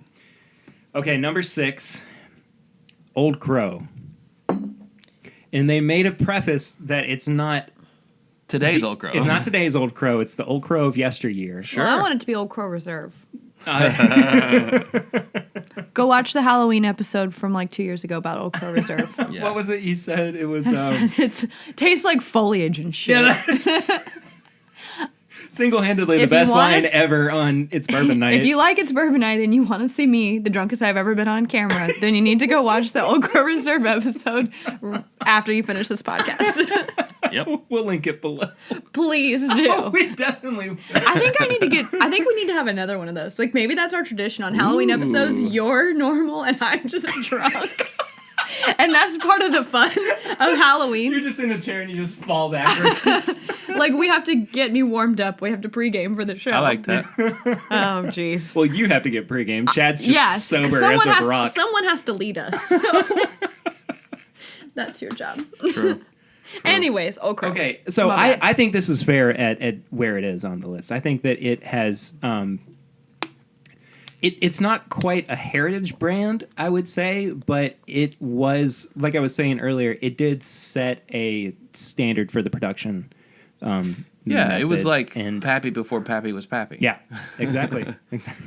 You know said what? Pappy This a is lot in something that sentence. I'm ashamed to say I'm not super familiar with. I'm not either. Old Crow. No. Old Crow. I love Well, the Reserve, but I'm not familiar with just standard Old Crow. Mm-hmm. It was in our 50 under 25. It didn't. I It know. didn't fare well. But that was the last now, time I since had it. 1987. It's 2 made years. by 2 years Jim ago. Beam. Jeez. They're talking about the 1950s yeah.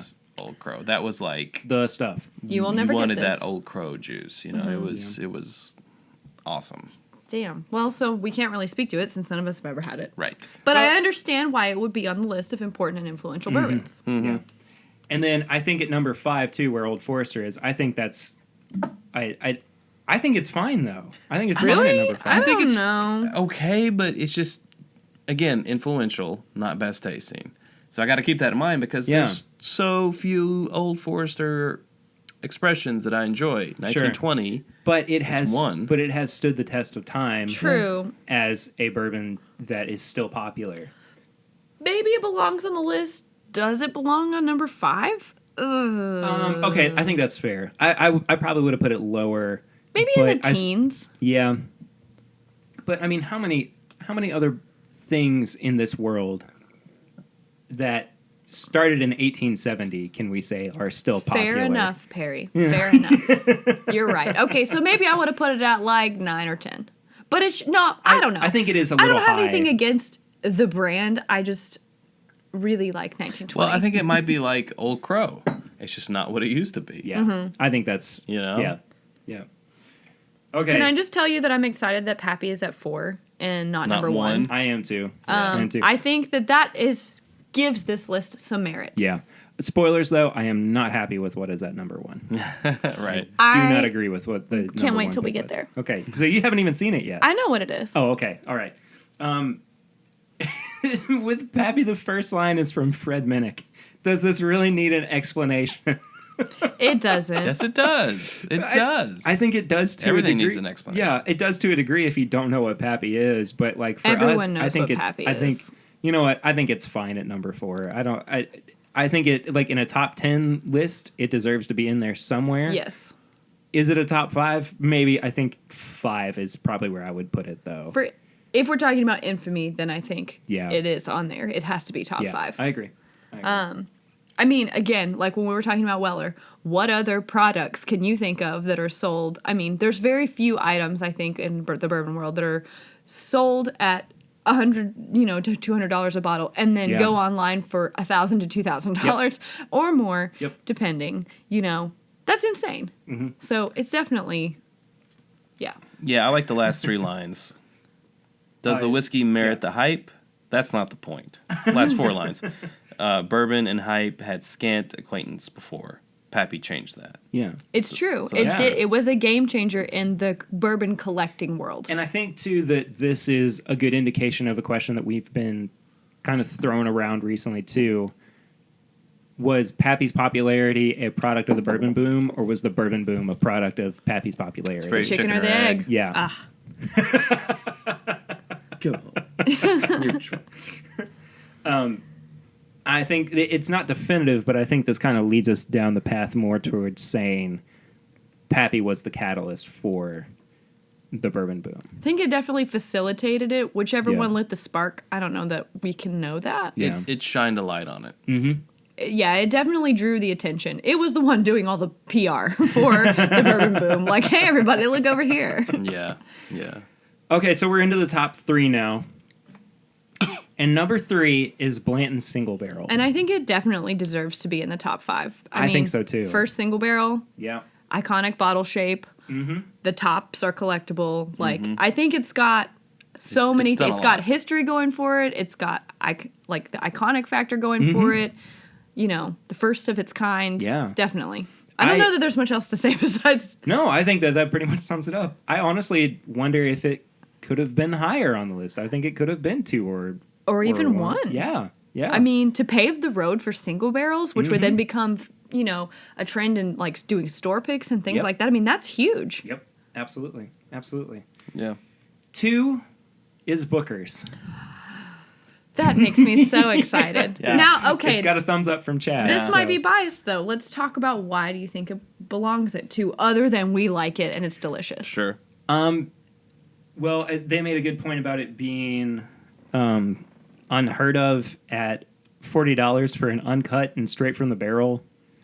Which it's Bourbon? no longer that, but Sure, but like at still. that time, that's crazy. yeah. I mean, can you imagine if there were a $40? Well, I guess there's $17.92 foolproof, but there's nothing like Booker's. No, there isn't. That is constantly changing, but still maintains the level of quality. So I think, based on how you feel personally, it could go neck and neck with Blanton's because Yeah. instead of being single barrel, this is something that's barrel proof, that is collectible, and it's got the namesake to back it up. Yeah, and you know, kind of a bestseller too for Jim Beam, which, you know, again, I don't really want to lean too heavily on the numbers aspect of it, but I think that I think Booker's deserves to. I mean, to it's be sort at of a this poster point. child for barrel proof. Yeah, Yeah, I think absolutely. the first barrel proof, you know, that and like the article says, naming him after himself is kind of, you know, It's like his legacy. The beginning Yeah. of the master distiller is a celebrity type of thing. Well, what did he say to Fred before he died? He said, "Don't let them touch my Bookers." Yeah. Yeah. You know, I mean, the fact that he put that much care into it. I mean, you know, he knew what he had. I mean, as I've heard the story told, you know, people would come to the distillery, friends of Booker know, and he would go and he'd find those cherry barrels and he'd pour a little bit into an empty bottle and be like, "Here, take this home with you." And they were like, "We need to be doing this," you know, and that's how it began. I mean, it's like the best of the best. It just makes sense. I mean, and cost not considered, if you put a glass of Pappy and a glass of Booker's in front of me, I would choose the Booker's all day. I would too. Me too. You know, Yeah, that's just how I feel, though. Okay. I have something interesting to point out. Okay, sure, go ahead. After we discuss number 1, I have something okay. interesting. Okay. Afterwards, okay. Well, we have a post list discussion too that I want to have about this. Number one is Maker's Mark. I do not agree with that at all. Think, again, we've jumped all over the place between historical significance and iconic significance and international, renowned, whatever. Right. Depending on how you're looking at it, I kind of, based on this list where taste is not a factor, I have to say I can see it because that red wax is like the Nike swoosh. Everyone knows it when they see it, and their marketing is fantastic. No one does it better than Maker's Mark. No, I agree. Their ambassador program alone is just ridiculous. Yeah. But everything is so tied so well together. Every time you see a billboard, they don't have to put their logo on it. You would know who it was from without the logo. And I think that is something that is so hard to achieve that I don't even know if Jim Beam has achieved. They don't have that iconic mark. Like, Nike. No, that's a good point. You know? That's a good point. Chad, what do you think?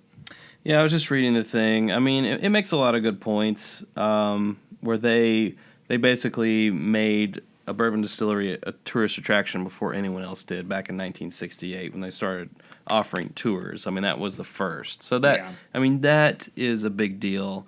Like Sarah said, the marketing genius of dipping it in red wax, and they actually have the patent on that, where the bourbon can let the wax drip down. That's a big deal. Is it good bourbon? No, not to us. If you like it, that's fine, obviously. But I like it. It's not my go-to, but I still like it. I just don't like it. Their cast strength's good. I think what they do to cut it down just really tears it up. But I wouldn't have put it at number one. I probably would have had to have put it begrudgingly top 5, sure, because I recognize the iconicness of it. I mean, it's in a obscure punk song that I know. I think scrounging up the dollars for Maker's Mark. I wish they had put the Maker's Mark line in there, because I do think what they do with 46 is interesting, and I think what they do with their private barrel selection is something that no one else does, which is suspending those staves. So I think I agree the flagship bottle belongs on there, but I think there's something to be said about those other things too. Do you think it's interesting that all of the top 3 have wax? I didn't even notice that. Yes. Blanton's, Booker's, and Maker's are all sealed with wax. Huh. I'm not saying that that's a reason why people chose it. I just think that that's interesting. I mean, a lot of people seal with wax now. There's a lot of Willet. It feels authentic in a way, or something. Yeah. Knob Creek. Seals with wax. Well, I don't like that though. I mean, no offense, I love Knob Creek, but it really is a bear to get off. It's so hard to take that. I mean, and if you watch them and the way that they dip it, they double dip. Yeah. When I was there, we don't want you getting in here. No, when I was there for the pick, he double dipped it, and I looked at Lucy and I was like, "That's why it's so hard to open." Yeah. It's not as hard as Willet products, though. That's true. We did have a time with that one.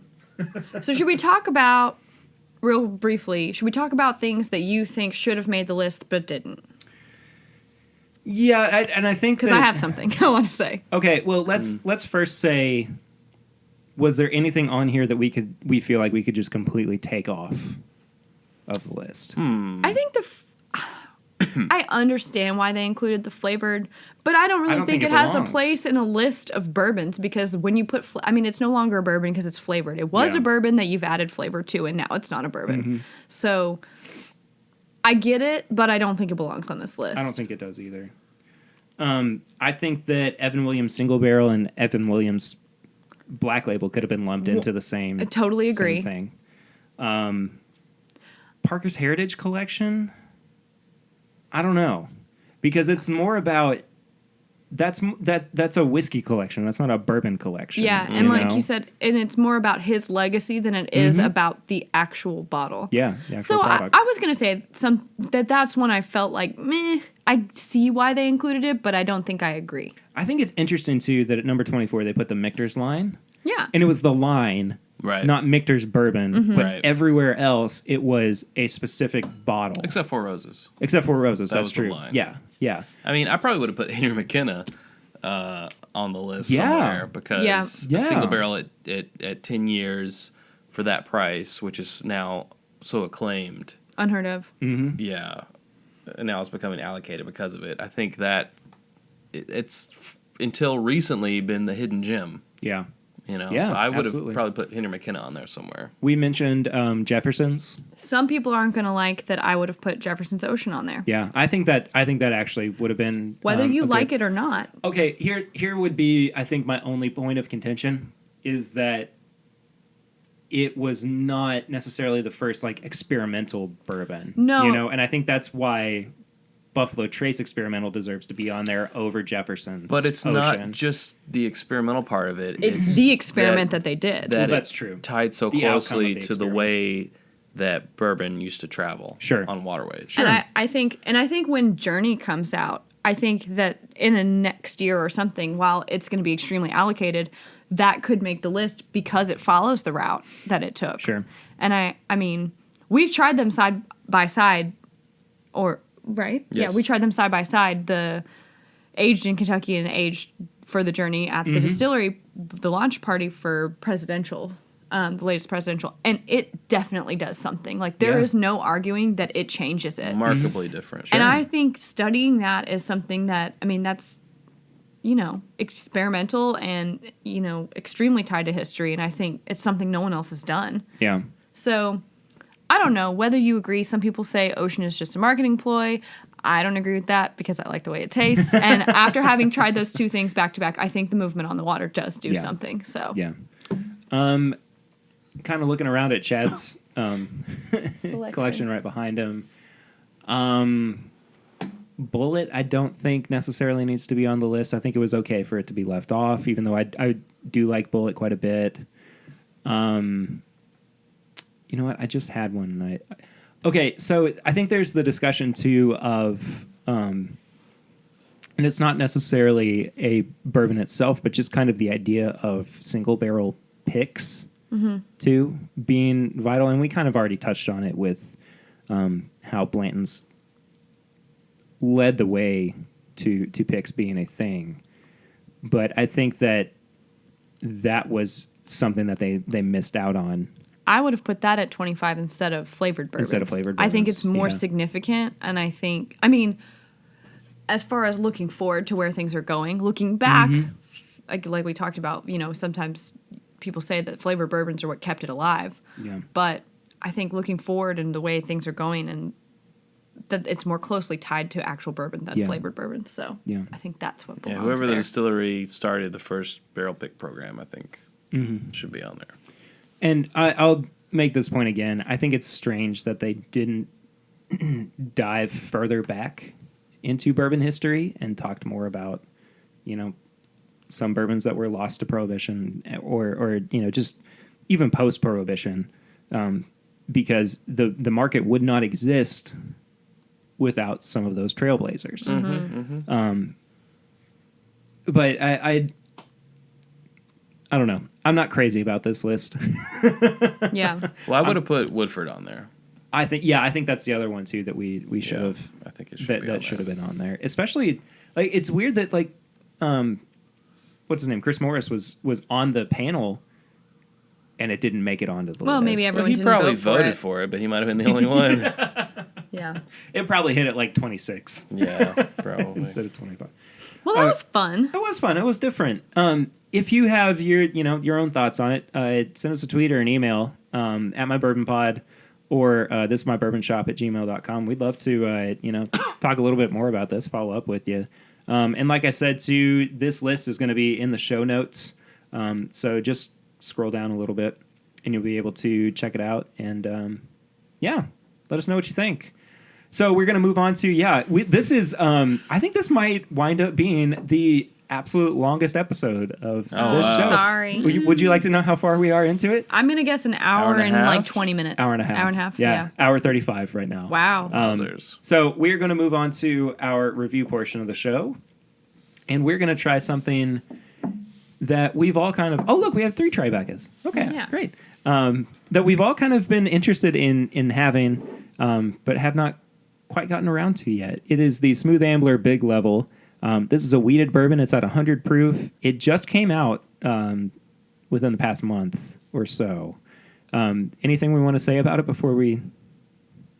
I personally have never had a Smooth Ambler product that I've been like, yes, this is for me. I like this. Do you remember that night I brought over the Yippee-Ki-Yay? Yeah, I did not like it at all. It was really bad. It tasted like perfume. Yeah. So I am excited to try this because I would like to say that there's a Smooth Ambler something that I like. Yeah. Sorry, everyone from Smooth Ambler. I really try every time. I definitely sample other things, but just nothing has struck a chord with me yet. No.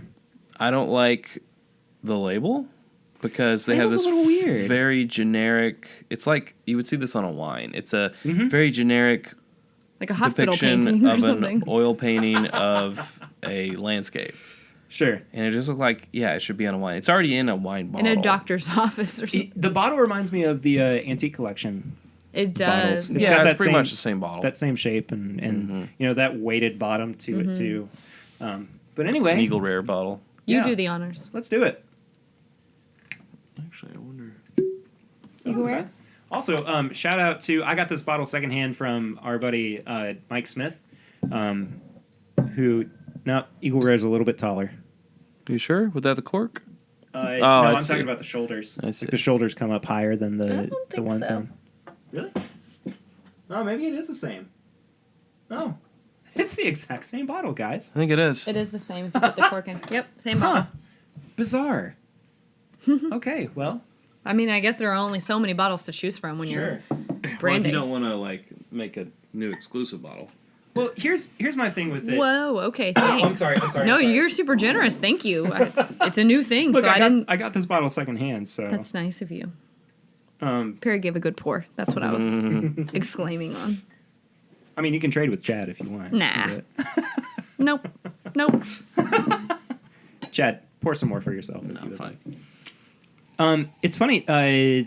Last episode I did with Curtis, we reviewed a weeded bourbon. It was the Weller 12. So we've been on a bit of a weeded kick. Not a fan of the nose there, Sarah? That does not smell like a weeded bourbon. Okay. I didn't say I wasn't a fan. It just does not nose like a weeder. I'm not sure about the nose so far. Are you getting much of anything on the nose? I'm getting youngness. Okay. Youth? Youth. Youths. Youths. Youths. Yeah, I get a little like grassiness, like outdoorsy kind Yeah. of, and some musty and But there's not much. like an old log So when you go camping. Wow. Yule log? Old log. Old log. Old log desserts. You know, kind of damp, kind of moldy. Yeah, I see you that. sit on it when you're camping by a fire, and you just sit there because So this is what's not this is not that's what's around. You forgot chairs. You didn't bring chairs, so you just chill there. this is not Old Scout. So this is their own juice. This is theirs. Yeah. Which I think is really cool. I mean, they're starting to move towards their own distillate. So I mean, good on them for that. But you know, we'll see. No age statement on this bottle. So That's it okay. should be 4 Should be years 4 or years. older. Yeah. Does it smell kind of citrusy to you? Kind of citrusy and Like- like a bitter chocolate, and it's reminding me specifically of a really terrible Easter candy I had one time, and it was like a chocolate shell with like some sort of orange gel in the middle. That's what it is. And it Yeah. was gross. It smells very, not very, but it smells baked goods to me in a way. As a bread quality. Okay, I get it a little bit now that. I get the citrus that you're talking about. I think it is orange, but I think it's like an orange flavoring. Yeah, I agree with that. Well, we'll find Not out. orange juice.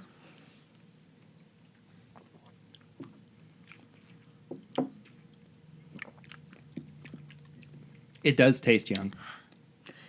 Spicy. It's hot. very hot. For a weeder. Not spicy, but hot. Yeah, which is really strange for a. And it's hitting me, yep, front of the tongue. You know, it's so strange. Did he tell you that Dixon Dedman told us that? Told you what? Pay attention to where you experience the most tingling and flavor on Yeah. your tongue, because the front, if someone blinded you with this, the front half is hot, like wheat, Yeah. and the back half is rye. And so when something goes to the back of your tongue, you know it's a rye mash bill. When Interesting. something goes to the front of your tongue, you know it's like a sweeter wheat mash bill. I'm learning something on my own show. Isn't that interesting? And you, when you taste it again, notice that like it really, I will say, it activates the front of your tongue. You know what? The finish is actually really nice. The on finish this. is nice. The youth is there. I don't know. I think I only have one pen. That's fine. I'll share. You got your own I have my own pen. You always bring your own I'm a pen. graphic designer. Yep. There's a spider over there. I'm scared. You'll kill it later. Yeah, I'll kill it later. He's just hanging out right now. He's fine. Little spider. What's No. his name? Do we have a name for him yet? Why do you assume it's a him? Do we have a name for it? Charlotte. How original. What a web she weaves. Stevie the spider. No. I don't like it. So never pull fleshy piercings? Yes, Chad. Ew, that's disgusting. We've been over this before, Sarah. Okay, so yeah, the as Chad alluded to, our review system is a nose, palate, finish, and price, which we use the acronym Never Pull Fleshy Piercings. That's disgusting. Each category is out of 10, or excuse me, out of 5. Wow, out of 10. We're really changing up the game. Each category is out of 5, and at the end we total it up for out of 20. I didn't say that right, but that's okay. And then we let you know whether or not you should buy it. Price-wise, this is about $55. Okay. I did not pay this, of course, because I got it secondhand. But for the Very sake of graciously. this test, we'll Yes. assume that you paid It's $55. Have you guys had the Wilderness Trail bottled and bond yet? I own a bottle. I have not opened it yet. Okay, I should have brought it to compare it, or to compare this to it. It reminds me quite a bit of it in terms of like the baked goodsiness, but it does still maintain some of the. Actually, if you put this side by side with the Wilderness Trail, I don't know if I would be able to tell the difference between the two. Interesting. They're That both doesn't weeded. give me a whole lot of confidence. They're both weeded bourbons. So, you know, be that as it may. Sarah's very secretive about her results. I don't want him cheating off me. We do have to go back through a little bit to. Oh, I already finished. Wow, you were. I'm that kid in class really who rushes till the confident. end of the test, and the teacher's like, "It's not a race. But It is a I'm race, first, and I'm though, going right? to finish first." But I came in first place, though, but, right? But if it were a race, I would be first, But I right? would have won. Yeah. If you ain't first, you're last. Exactly. No, some things I puzzle over more, and this is not one of those things that requires more puzzling.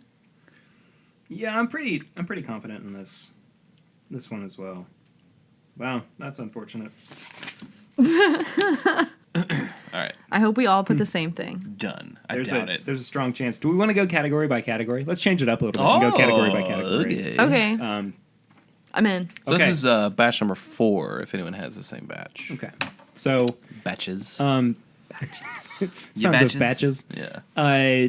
Nose, what did you guys think? I put a 2. I did it as well. I gave it a 2. Clark. Yeah, we all. I think that's a pretty good consensus, though. That it's just kind of. I think you the know. Calumet nosed worse than this. I Yes, agree. yes, for I sure. agree. So that's why I put it at a 2. Yeah. No, I've Because definitely. it's like, what's a 1, you know? I'll tell you what's a 0. The cherry wood smoked barley. Oh Woodford. my God. Don't mention it. It's just like, getting punched in the stomach every time Again, we talk about it. go back and listen to that episode because we absolutely Ay, ay, ay. shred it. Yeah, I want to sample that again. No! Why would you want to hurt yourself? Like I said, I have another little sample of it from Swan. Because I so. really But you didn't bring it with you. blocked it from my memory. As a matter, no, I didn't. No, I didn't. He, bring always, it. he I left brings it at everywhere home. he goes. I'm really trying to pawn it. It's the same thing as your E.H. Taylor single barrel. You're just trying to get rid Wet of it. hay is what we determined that tastes like. Well, we said that the cherry smoked barley tasted like you took cherries and put them in a carpet and just rubbed your foot into it. Taste and smelled like And then that. set that carpet on fire for the smoke. Oh, gross. Okay, so we all pretty much said 2 on the nose. What did you guys think about the palate, though? 2. I gave it a 2.5. I actually gave it a 3. Okay, we're all across the board. I didn't like it. I thought it was the best part of it. I thought that the finish was the best part. I agree with you. Yeah. I disagree with that, but we'll see. I thought that the palate maintained a pretty decent sweetness to it that I thought was not bad, but it was also fairly middle of the roadish, not quite one note, but it had something that was at least a little bit interesting. I think To it's me. a really short palate. It immediately starts going to the finish, and the finish, I didn't really care for. I think that's really where you get the nose, and the finish is where I feel like I'm getting the youth. See, for me, the front end of the palate is where a lot of the youth is coming from. I experienced it the same as you. Yeah. Like, There you guys go again. I know, I don't know right? how this keeps happening. yeah. We're on the same page for Friends sure. forever. Yeah. BFFs. Aw, we should get shirts. bracelets. Or we can do shirts. You should get shirts with bracelets on it. Oh, geez. Yeah, I agree. I think the reason I scored the palette at a 2, hold that thought. Go ahead and say it. You know what? Before I go into my sentence. Yeah, You should have a bracelet with, what do you call the little charm with the front half of a tongue. And you should have a bracelet with a charm with the back half of the tongue. And when you put them together, it forms a full tongue. That's Why wouldn't weird. it be one half of the tongue and the a the left full half and palate. the right half? Because that's not how you experience things. You experience things front, middle, back. It's gonna look weird, but we'll talk about this. They're going to do it, folks. They're going to do it. All right, go ahead. Or his can say spice and mine can say nice, and we put them together. It'll be qualities of bourbon. And yours can say sugar. No, Chad. oh, jeez. True. I'll say nutty. It'll just a solid tongue. It doesn't match with anyone else's. It doesn't go with anyone else's. One zone and says nutty. Oh man. Okay, we've Just really a pair of derailed two it. nuts and it we says have nutty. Jeez. It's like the what is it that hangs off the truck back nuts. of? Yeah, exactly. The bull testicles. We'll just Yeah, put okay. the little character from Ice Age on there too. Nutty. the little squirrel. Squirrel. I can't remember his name. Anyway. But yeah, I thought like you, I gave it a 2 because I think the youth is on the front end of the palate, and I like it best when it goes into the finish. I do too. So that's why I gave the finish a 3. Wrong. I gave it a 3.5. Oh, you're more generous than me. I'm I hating was. today. We're talking about finish? Yeah. 2.5. Okay. So we're all in the rough. Yeah, I mean, we like- averaged a 3, So which is mine. okay, what'd you guys give on the price though?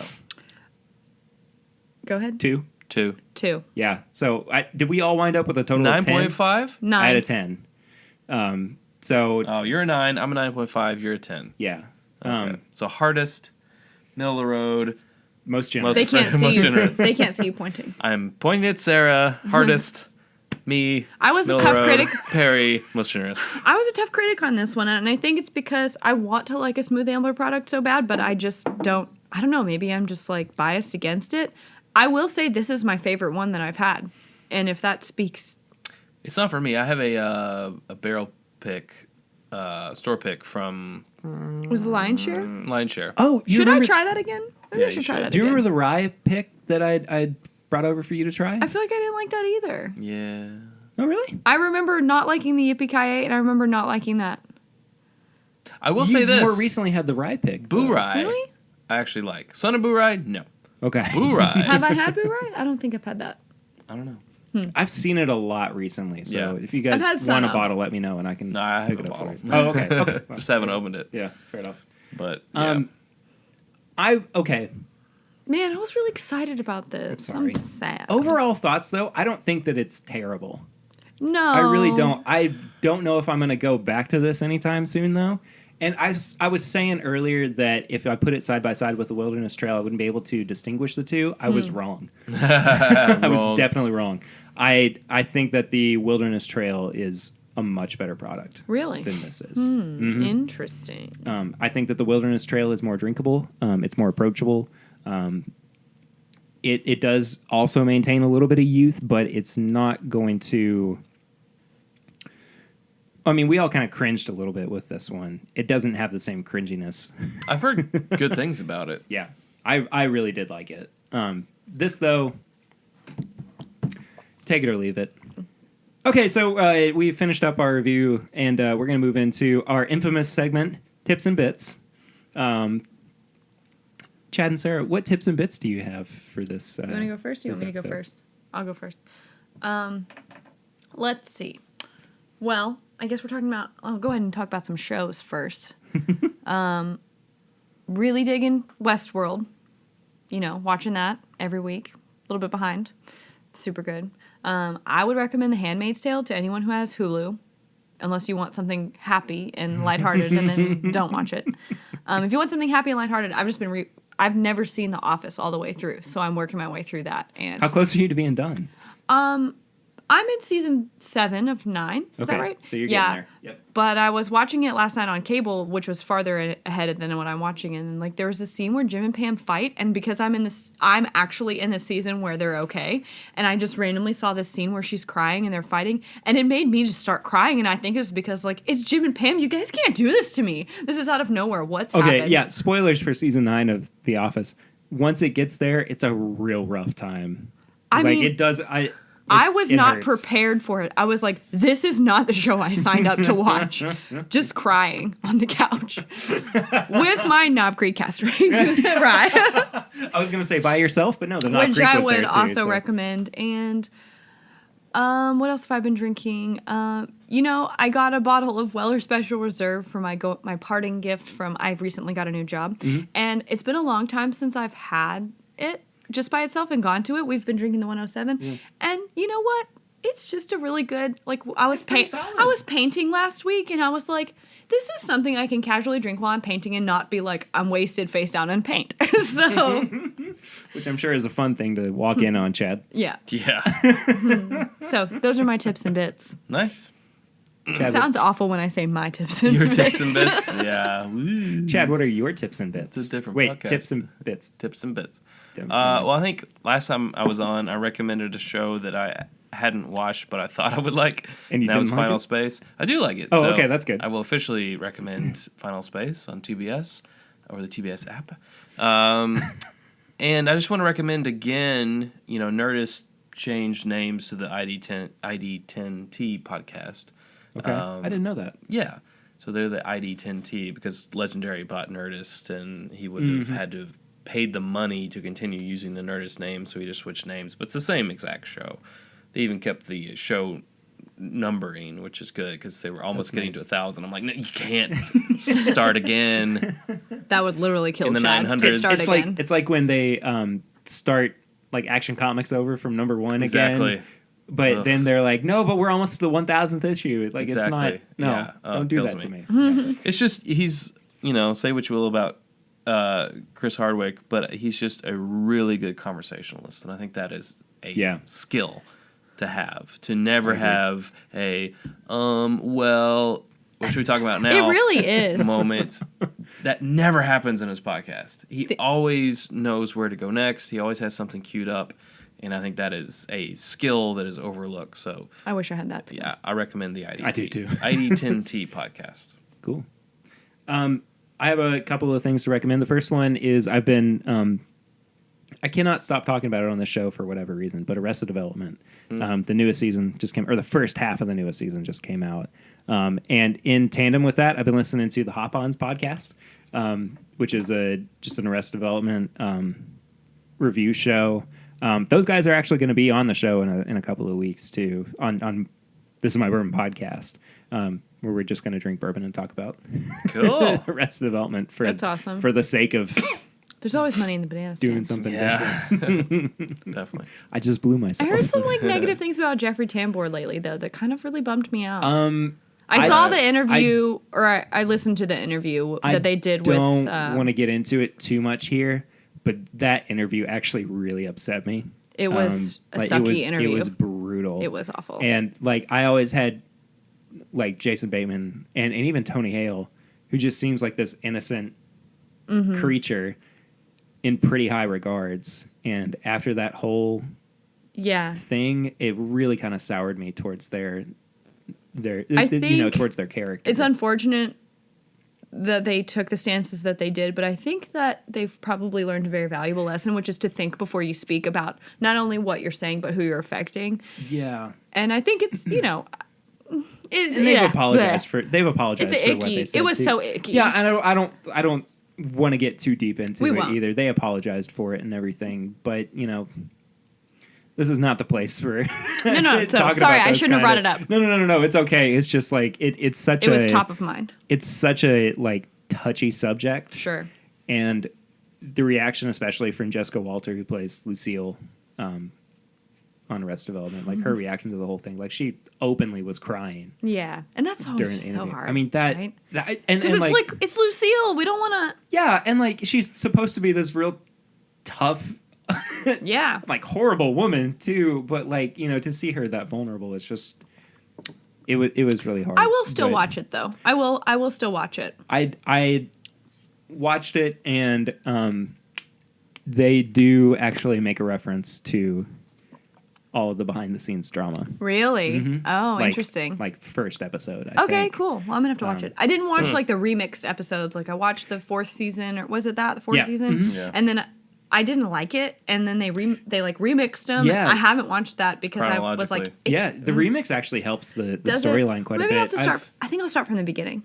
Well, that's what I've been doing too. And what I did was I watched the 5th season, or I watched the remix, then I watched the 5th season, and then I started back from the beginning. And now I'm back to the 5th season again.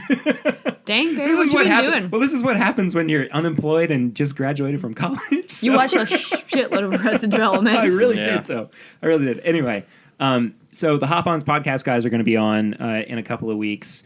And then I know I'm going to get some eye rolls, but Dave Matthews Band just came out with a new album recently, too. I'm a big... So many people just went,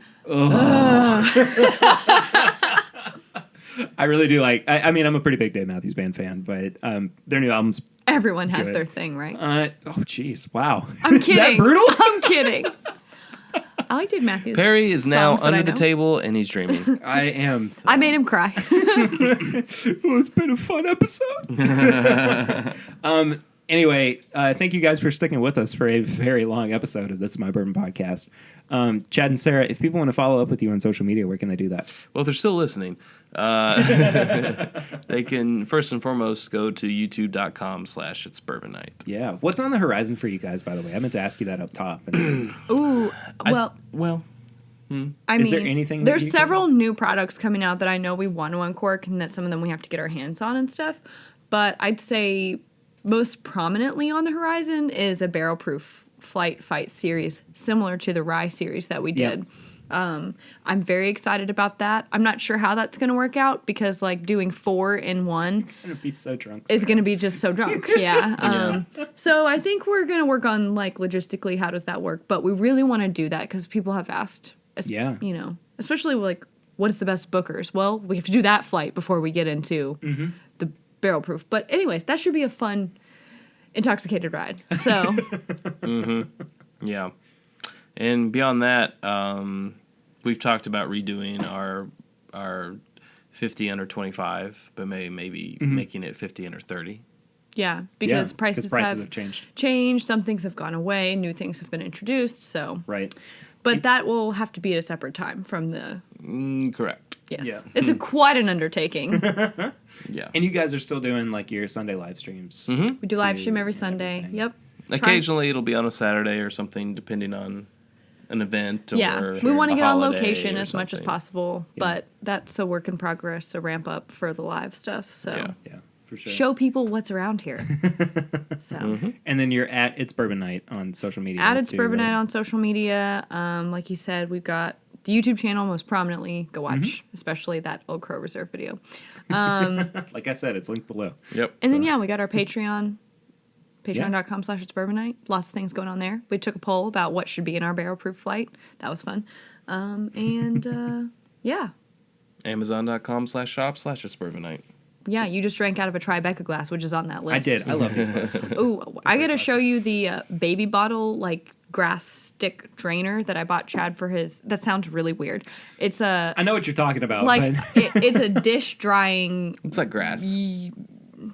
tool that is specifically made to hold baby bottles upright, but works incredibly well for small sample bottles, Glencairns, things like that. It's a lifesaver compared to just like putting it on a drying mat and hoping that it doesn't fall over because they all fall over. Oh, yeah, always. Yeah. Every So, time. anyways, I that's want all. another. I'm gonna put that on Should there. put that in tips and bits. Tips and bits. Go buy one of those. It's like $12. It'll change your life when it comes to drying your glassware. I'm not kidding you. It's amazing. Yeah. I might have to get one. I think you should. Yeah, I probably should. Yeah. Anyway. If you want to follow us on social media, we are at My Bourbon Pod on Instagram, Twitter, and Facebook. You can send us emails with questions and comments and suggestions, I guess, at thisismybourbonshop@gmail.com. Chad's stroking his mustache in a very strange manner, inward instead of outward. I know. It's against the grain. What else? If you want to become a patron of our show as well, you can head to patreon.com/mybourbonpodcast for as little as $1 a month. What else? Thank you all for listening. Give us a 5-star rate and review on Instagram, on iTunes or Google Play or whatever you're listening to. I don't think you can't even rate on Instagram. Just Instagram. go on there and like him. This has been a really long episode on a very early afternoon on a Saturday. Anyway, thank you all so much for listening. Next week, I'm going to be digging into an archive episode with my dad and my brother. That's that's an interesting and fun episode, so be on the lookout for that. But until then, I'm Perry, and this is My Bourbon Podcast.